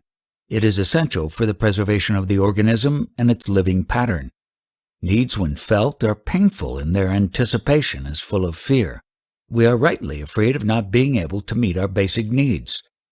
The relief experienced when a need is met or an anxiety allayed is entirely due to the ending of pain. We may give it positive names like pleasure or joy or happiness, but essentially it is relief from pain. It is this fear of pain that holds together our social, economic, and political institutions. What puzzles me is that we derive pleasure from things and states of mind which have nothing to do with survival. On the contrary, our pleasures are usually destructive. They damage or destroy the object, the instrument, and also the subject of pleasure. Otherwise, pleasure and pursuit of pleasure would be no problem. This brings me to the core of my question. Why is pleasure destructive? Why, in spite of its destructiveness, is it wanted? I may add, I do not have in mind the pleasure-pain pattern by which nature compels us to go her way. I think of the man-made pleasures, both sensory and subtle, ranging from the grossest, like overeating, to the most refined. Addiction to pleasure, at whatever cost, is so universal that there must be something significant at the root of it. Of course, not every activity of man must be utilitarian, designed to meet a need. Play, for example, is natural, and man is the most playful animal in existence. Play fulfills the need for self-discovery and self-development, but even in his play, man becomes destructive of nature, others, and himself. In short, you do not object to pleasure, but only its price in pain and sorrow. If reality itself is bliss, then pleasure in some way must be related to it. Let us not proceed by verbal logic. The bliss of reality does not exclude suffering. Besides, you know only pleasure, not the bliss of pure being. So let us examine pleasure at its own level. If you look at yourself in your moments of pleasure or pain, you will invariably find that it is not the thing in itself that is pleasant or painful, but the situation of which it is a part. Pleasure lies in the relationship between the enjoyer and the enjoyed. The essence of it is acceptance. Whatever may be the situation, if it is acceptable, it is pleasant. If it is not acceptable, it is painful. What makes it acceptable is not important. The cause may be physical or psychological or untraceable. Acceptance is the decisive factor. Obversely, suffering is due to non-acceptance. Pain is not acceptable. Why not? Did you ever try? Do try, and you will find in pain a joy which pleasure cannot yield, for the simple reason that acceptance of pain takes you much deeper than pleasure does. The personal self, by its very nature, is constantly pursuing pleasure and avoiding pain. The ending of this pattern is the ending of the self. The ending of the self with its desires and fears enables you to return to your real nature, the source of all happiness and peace. The perennial desire for pleasure is the reflection of the timeless harmony within. It is an observable fact that one becomes self-conscious only when caught in the conflict between pleasure and pain, which demands choice and decision. It is this clash between desire and fear that causes anger, which is the great destroyer of sanity in life. When pain is accepted for what it is, a lesson and a warning, and deeply looked into and heeded, the separation between pain and pleasure breaks down. Both become experience. painful when resisted, joyful when accepted. Do you advise shunning pleasure and pursuing pain? No, nor pursuing pleasure and shunning pain. Accept both as they come. Enjoy both while they last. Let them go as they must. How can I possibly enjoy pain? Physical pain calls for action. Of course, and so does mental. The bliss is in the awareness of it, in not shrinking or in any way turning away from it. All happiness comes from awareness. The more we are conscious, the deeper the joy. The acceptance of pain, non-resistance, courage, and endurance, these open deep and perennial sources of real happiness, true bliss. Why should pain be more effective than pleasure? Pleasure is readily accepted, while all the powers of the self reject pain. As the acceptance of pain is the denial of the self, and the self stands in the way of true happiness, the wholehearted acceptance of pain releases the springs of happiness. Does the acceptance of suffering act the same way? The fact of pain is easily brought within the focus of awareness. With suffering, it is not that simple. To focus suffering is not enough, for mental life as we know it is one continuous stream of suffering. To reach the deeper layers of suffering, you must go to its roots and uncover their vast underground network, where fear and desire are closely interwoven and the currents of life's energy oppose, obstruct, and destroy each other. How can I set right a tangle which is entirely below the level of my consciousness? By being with yourself, the I am. By watching yourself in daily life with alert interest, with the intention to understand rather than to judge, in full acceptance of whatever may emerge because it is there. You encourage the deep to come to the surface and enrich your life and consciousness with its captive energies. This is the great work of awareness. It removes obstacles and releases energies by understanding the nature of life and mind. Intelligence is the door to freedom, and alert attention is the mother of intelligence. One more question. Why does pleasure end in pain? Everything has a beginning and an end, and so does pleasure. Don't anticipate and don't regret, and there will be no pain. It is memory and imagination that cause suffering. Of course, pain after pleasure may be due to the misuse of the body or the mind. The body knows its measure, but the mind does not. Its appetites are numberless and limitless. Watch your mind with great diligence, for there lies your bondage and also the key to freedom. My question is not yet fully answered. Why are man's pleasures destructive? Why does he find so much pleasure in destruction? Life's concern lies in protection, perpetuation, and expansion of itself. In this it is guided by pain and pleasure. At what point do they become destructive? When the mind takes over, remembers, and anticipates, it exaggerates, it distorts, it overlooks. The past is projected into the future, and the future betrays the expectations. The organs of sensation and action are stimulated beyond capacity, and they inevitably break down. The objects of pleasure cannot yield what is expected of them and get worn out or destroyed by misuse. It results in excess of pain where pleasure was looked for. We destroy not only ourselves but others too. Naturally, selfishness is always destructive. Desire and fear both are self-centered states. Between desire and fear, anger arises. With anger, hatred. With hatred, passion for destruction. War is hatred in action, organized and equipped with all the instruments of death. Is there a way to end these horrors?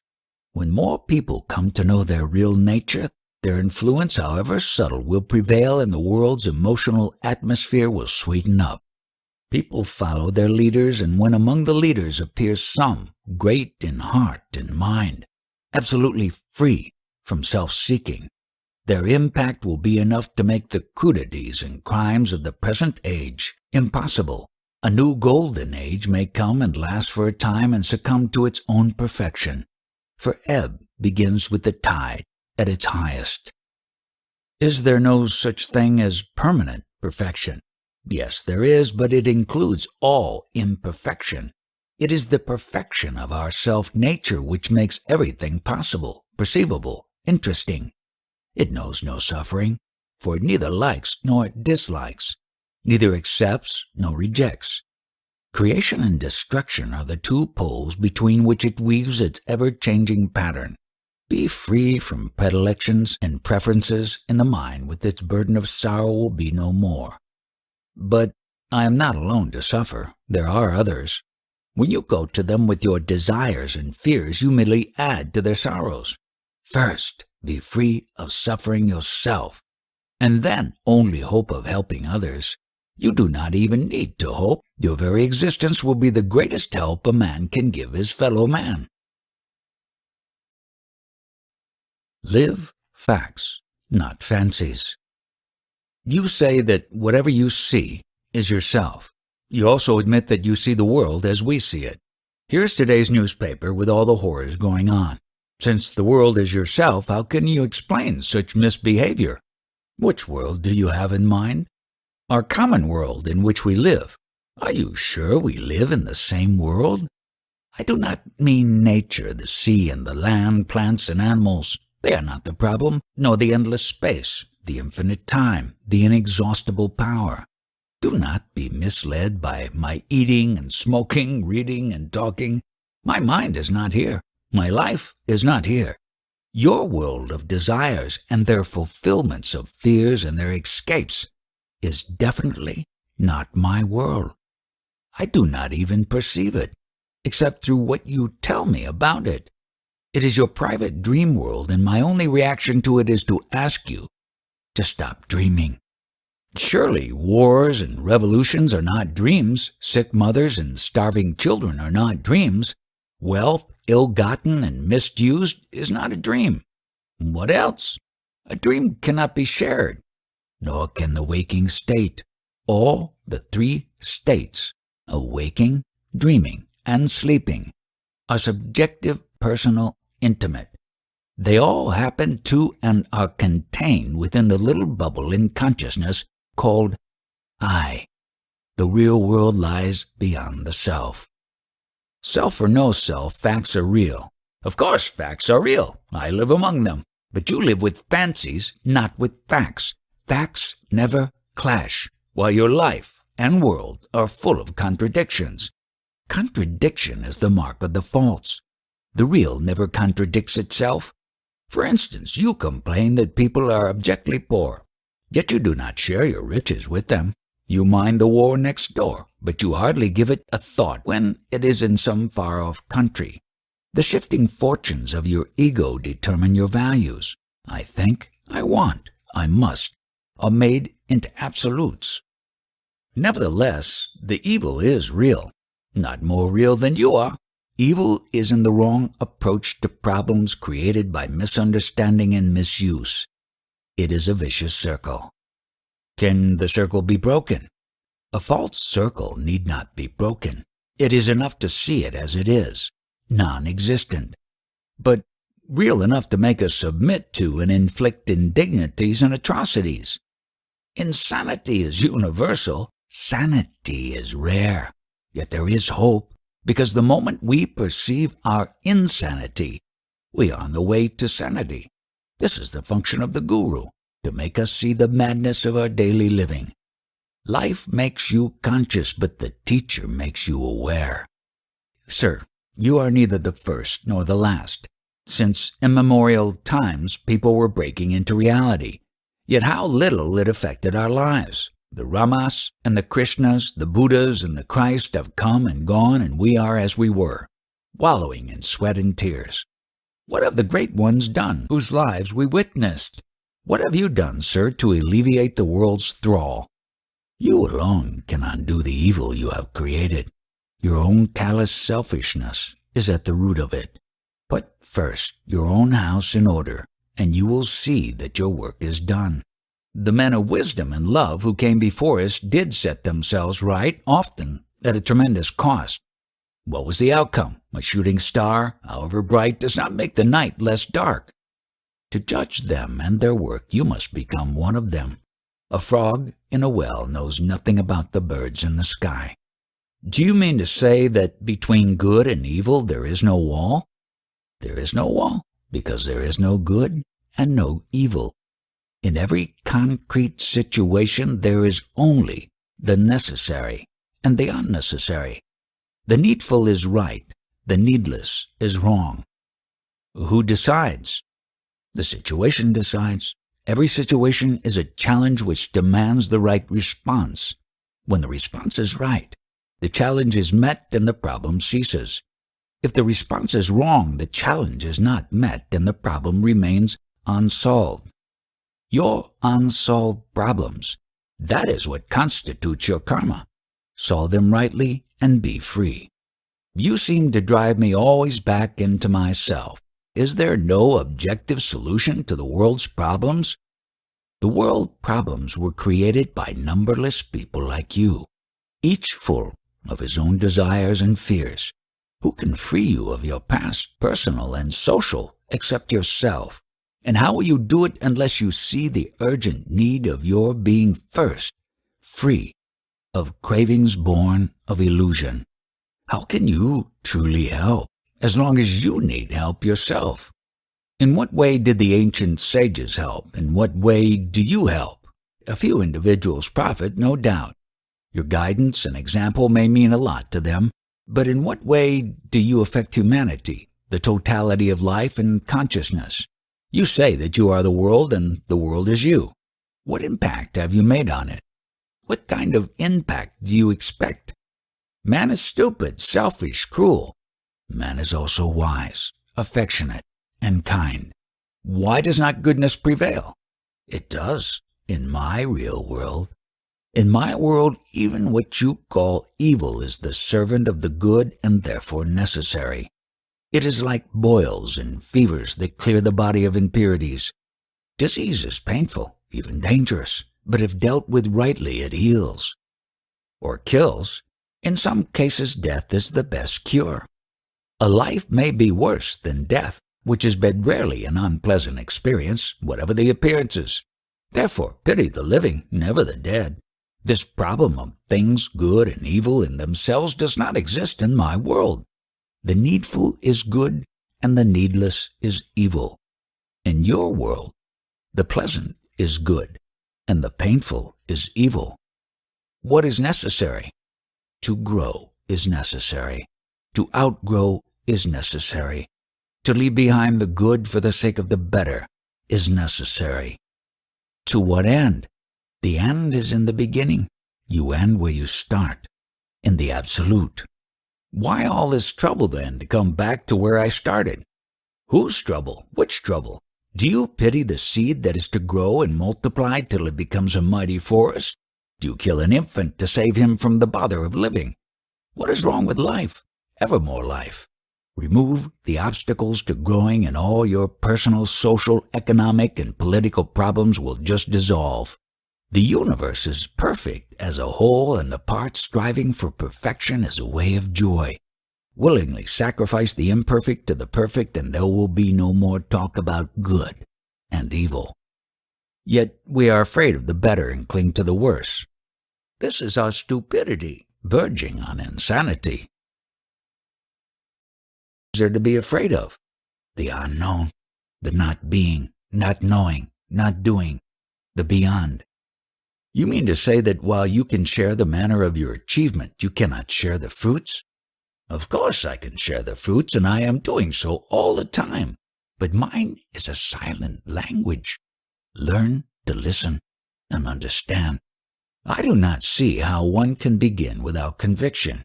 Stay with me for some time, or give your mind to what I say and do, and conviction will dawn. Not everybody has the chance of meeting you. Meet your own self. Be with your own self. Listen to it. Obey it. Cherish it. Keep it in mind ceaselessly. You need no other guide. As long as your urge for truth affects your daily life, all is well with you. Live your life without hurting anybody, harmlessness, is a most powerful form of yoga, and it will take you speedily to your goal. That is what I call Nisarga Yoga, the natural yoga. It is the art of living in peace and harmony and friendliness and love. The fruit of it is happiness, uncaused and endless. Still, all this presupposes some faith. Turn within and you will come to trust yourself. In everything else, confidence comes with experience. When a man tells me that he knows something I do not know, I have the right to ask, what is it that you know that I do not know? And if he tells you that it cannot be conveyed in words, then I watch him closely and try to make out. And this is exactly what I want you to do. Be interested, give attention, until a current of mutual understanding is established. Then the sharing will be easy. As a matter of fact, all realization is only sharing. You enter a wider consciousness and share in it. Unwillingness to enter and to share is the only hindrance.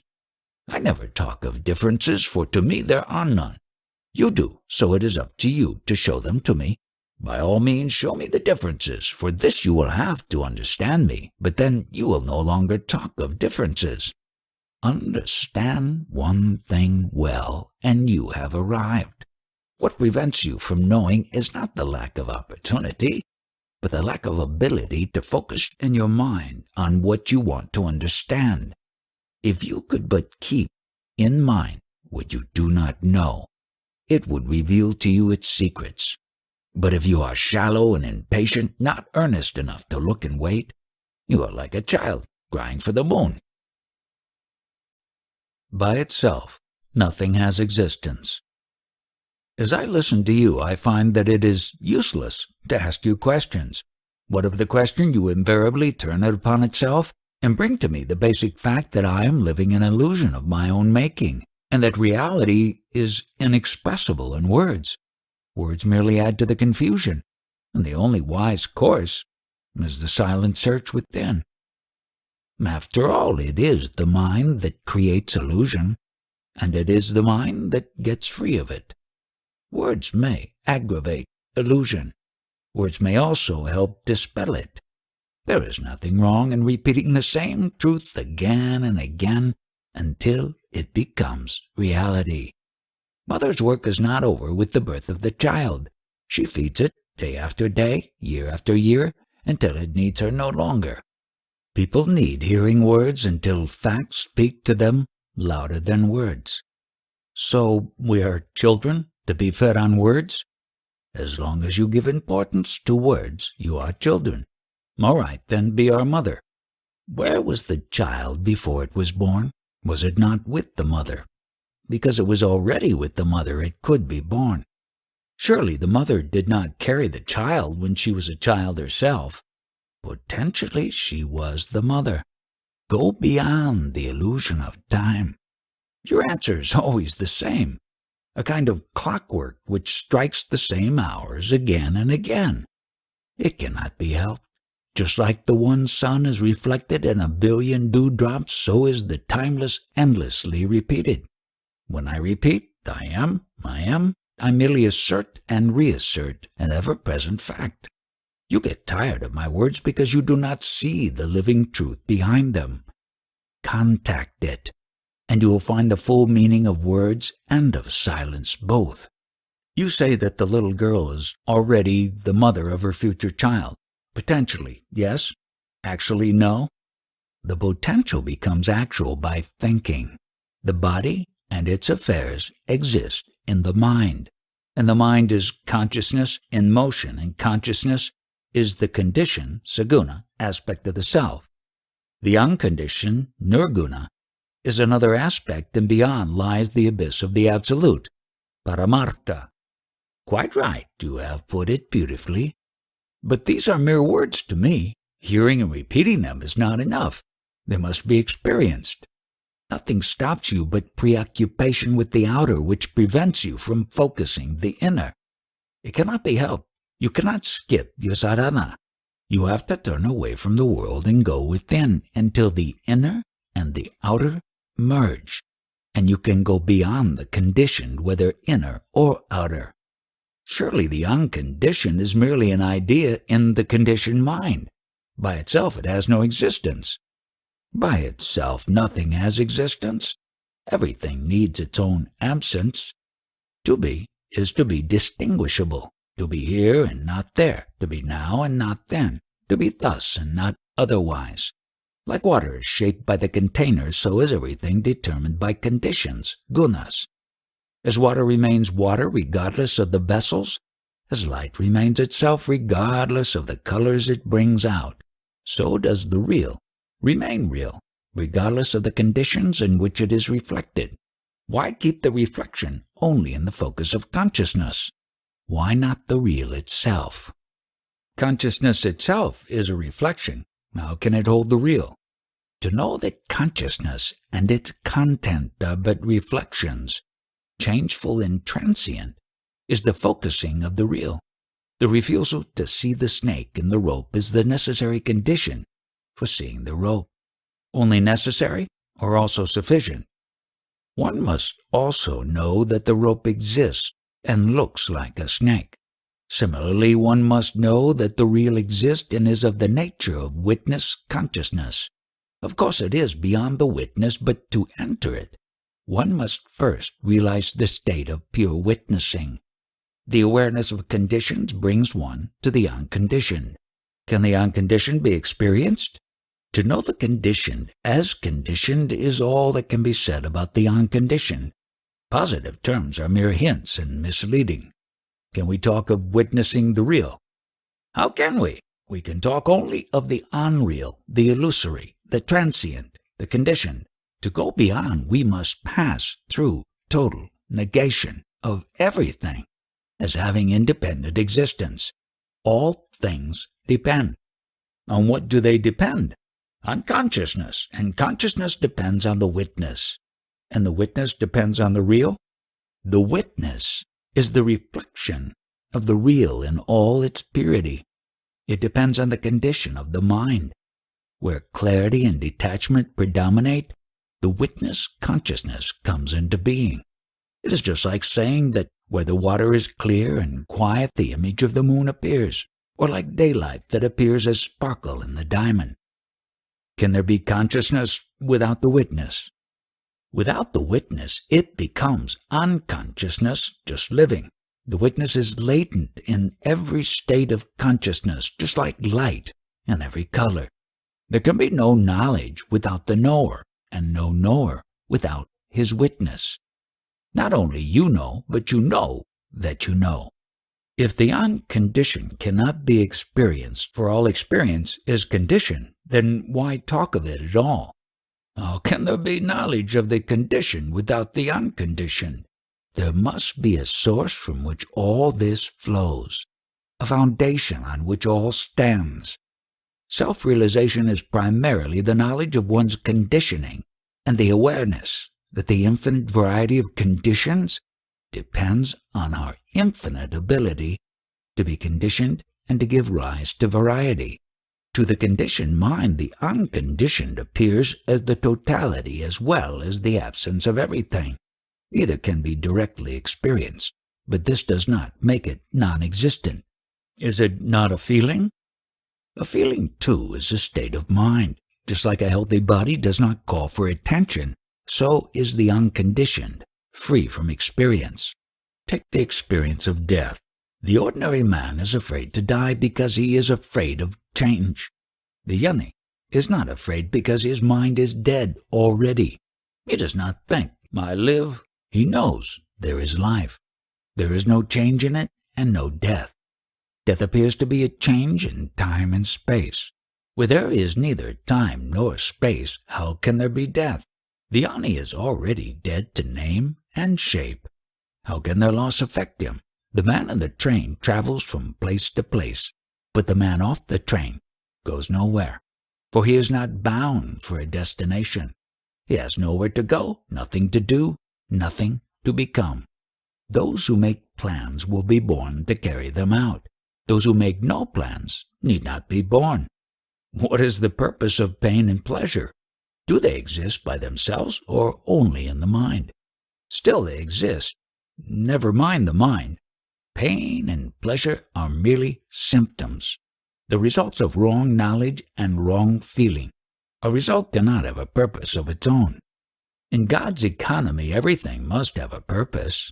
Do you know God that you talk of Him so freely? What is God to you? A sound, a word on paper, an idea in the mind?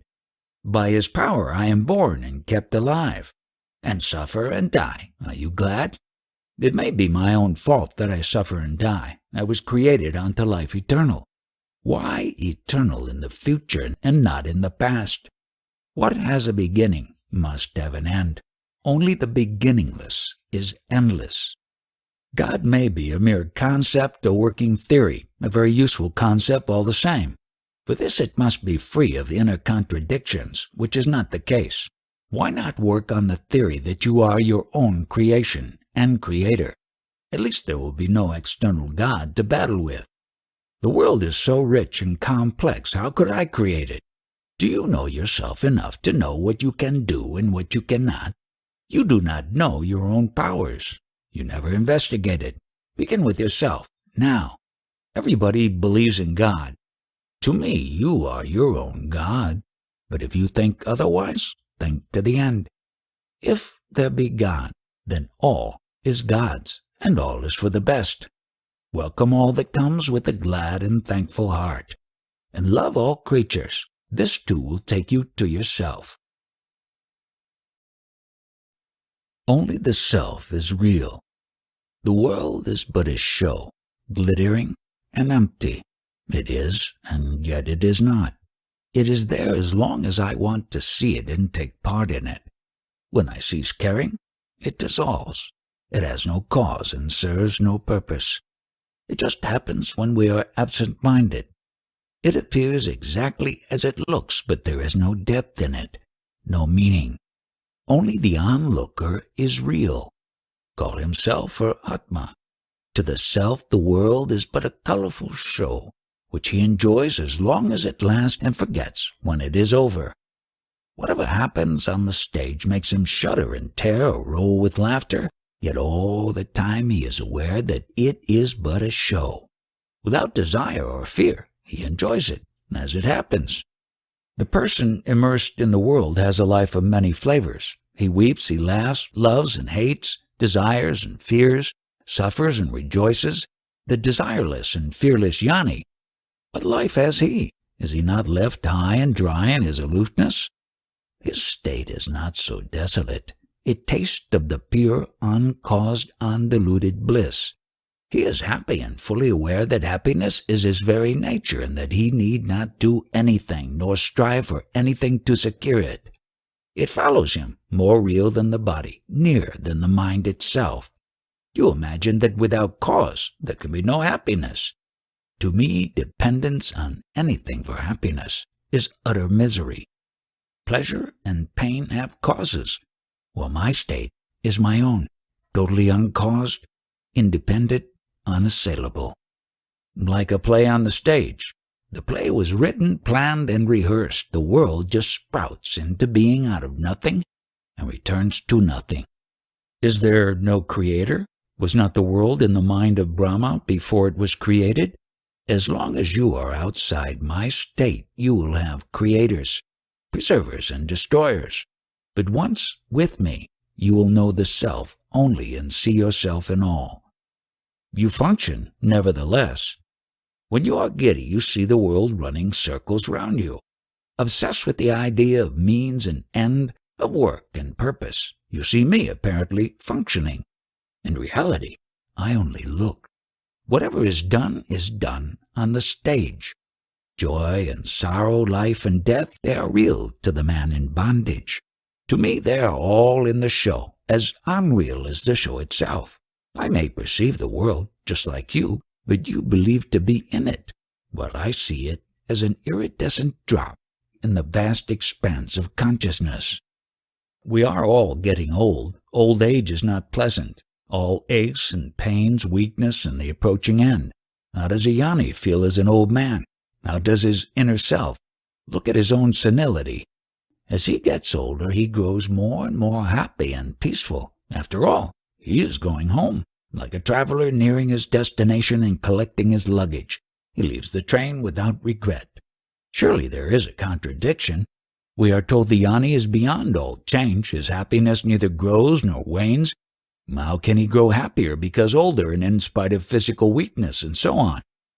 There is no contradiction. The reel of destiny is coming to its end. The mind is happy. The mist of the body existence is lifting. The burden of the body is growing less from day to day. Let us say that a Jnani is ill. He has caught some flu and every joint aches and burns. What is his state of mind? Every sensation is contemplated in perfect equanimity. There is no desire for it, nor refusal of it. It is, and then he looks at it with a smile of affectionate detachment. He may be detached from his own suffering, but still it is there. It is there, but it does not matter. Whatever state I am in, I see it as a state of mind to be accepted as it is. Pain is pain. You experience it all the same. He who experiences the body experiences its pains and pleasures. I am neither the body nor the experiencer of the body. Let us say you are 25 years old. Your marriage is arranged and performed and the household duties crowd upon you. How would you feel? Just how I feel now. You keep on insisting that my inner state is molded by outer events.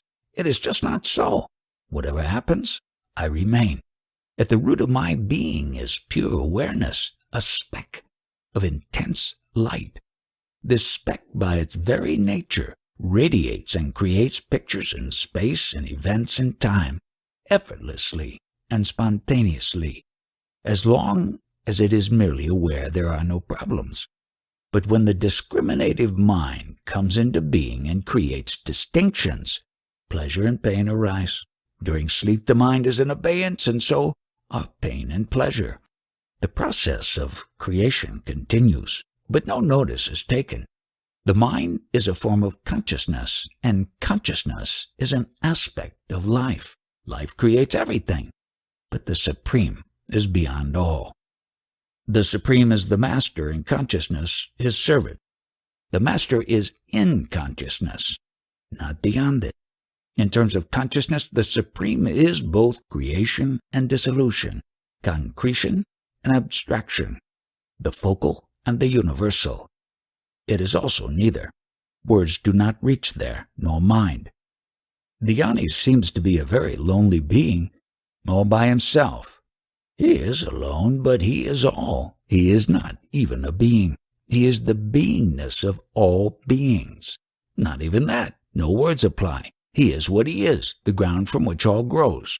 Are you not afraid to die? I shall tell you how my guru's guru died.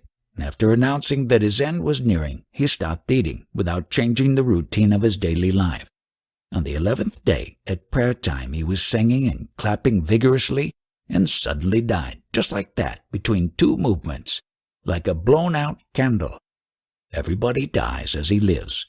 I am not afraid of death because I am not afraid of life.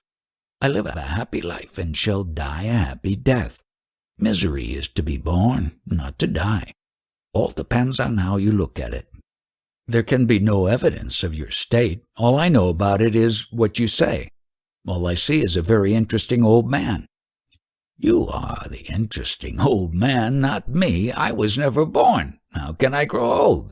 What I appear to be to you exists only in your mind. I am not concerned with it.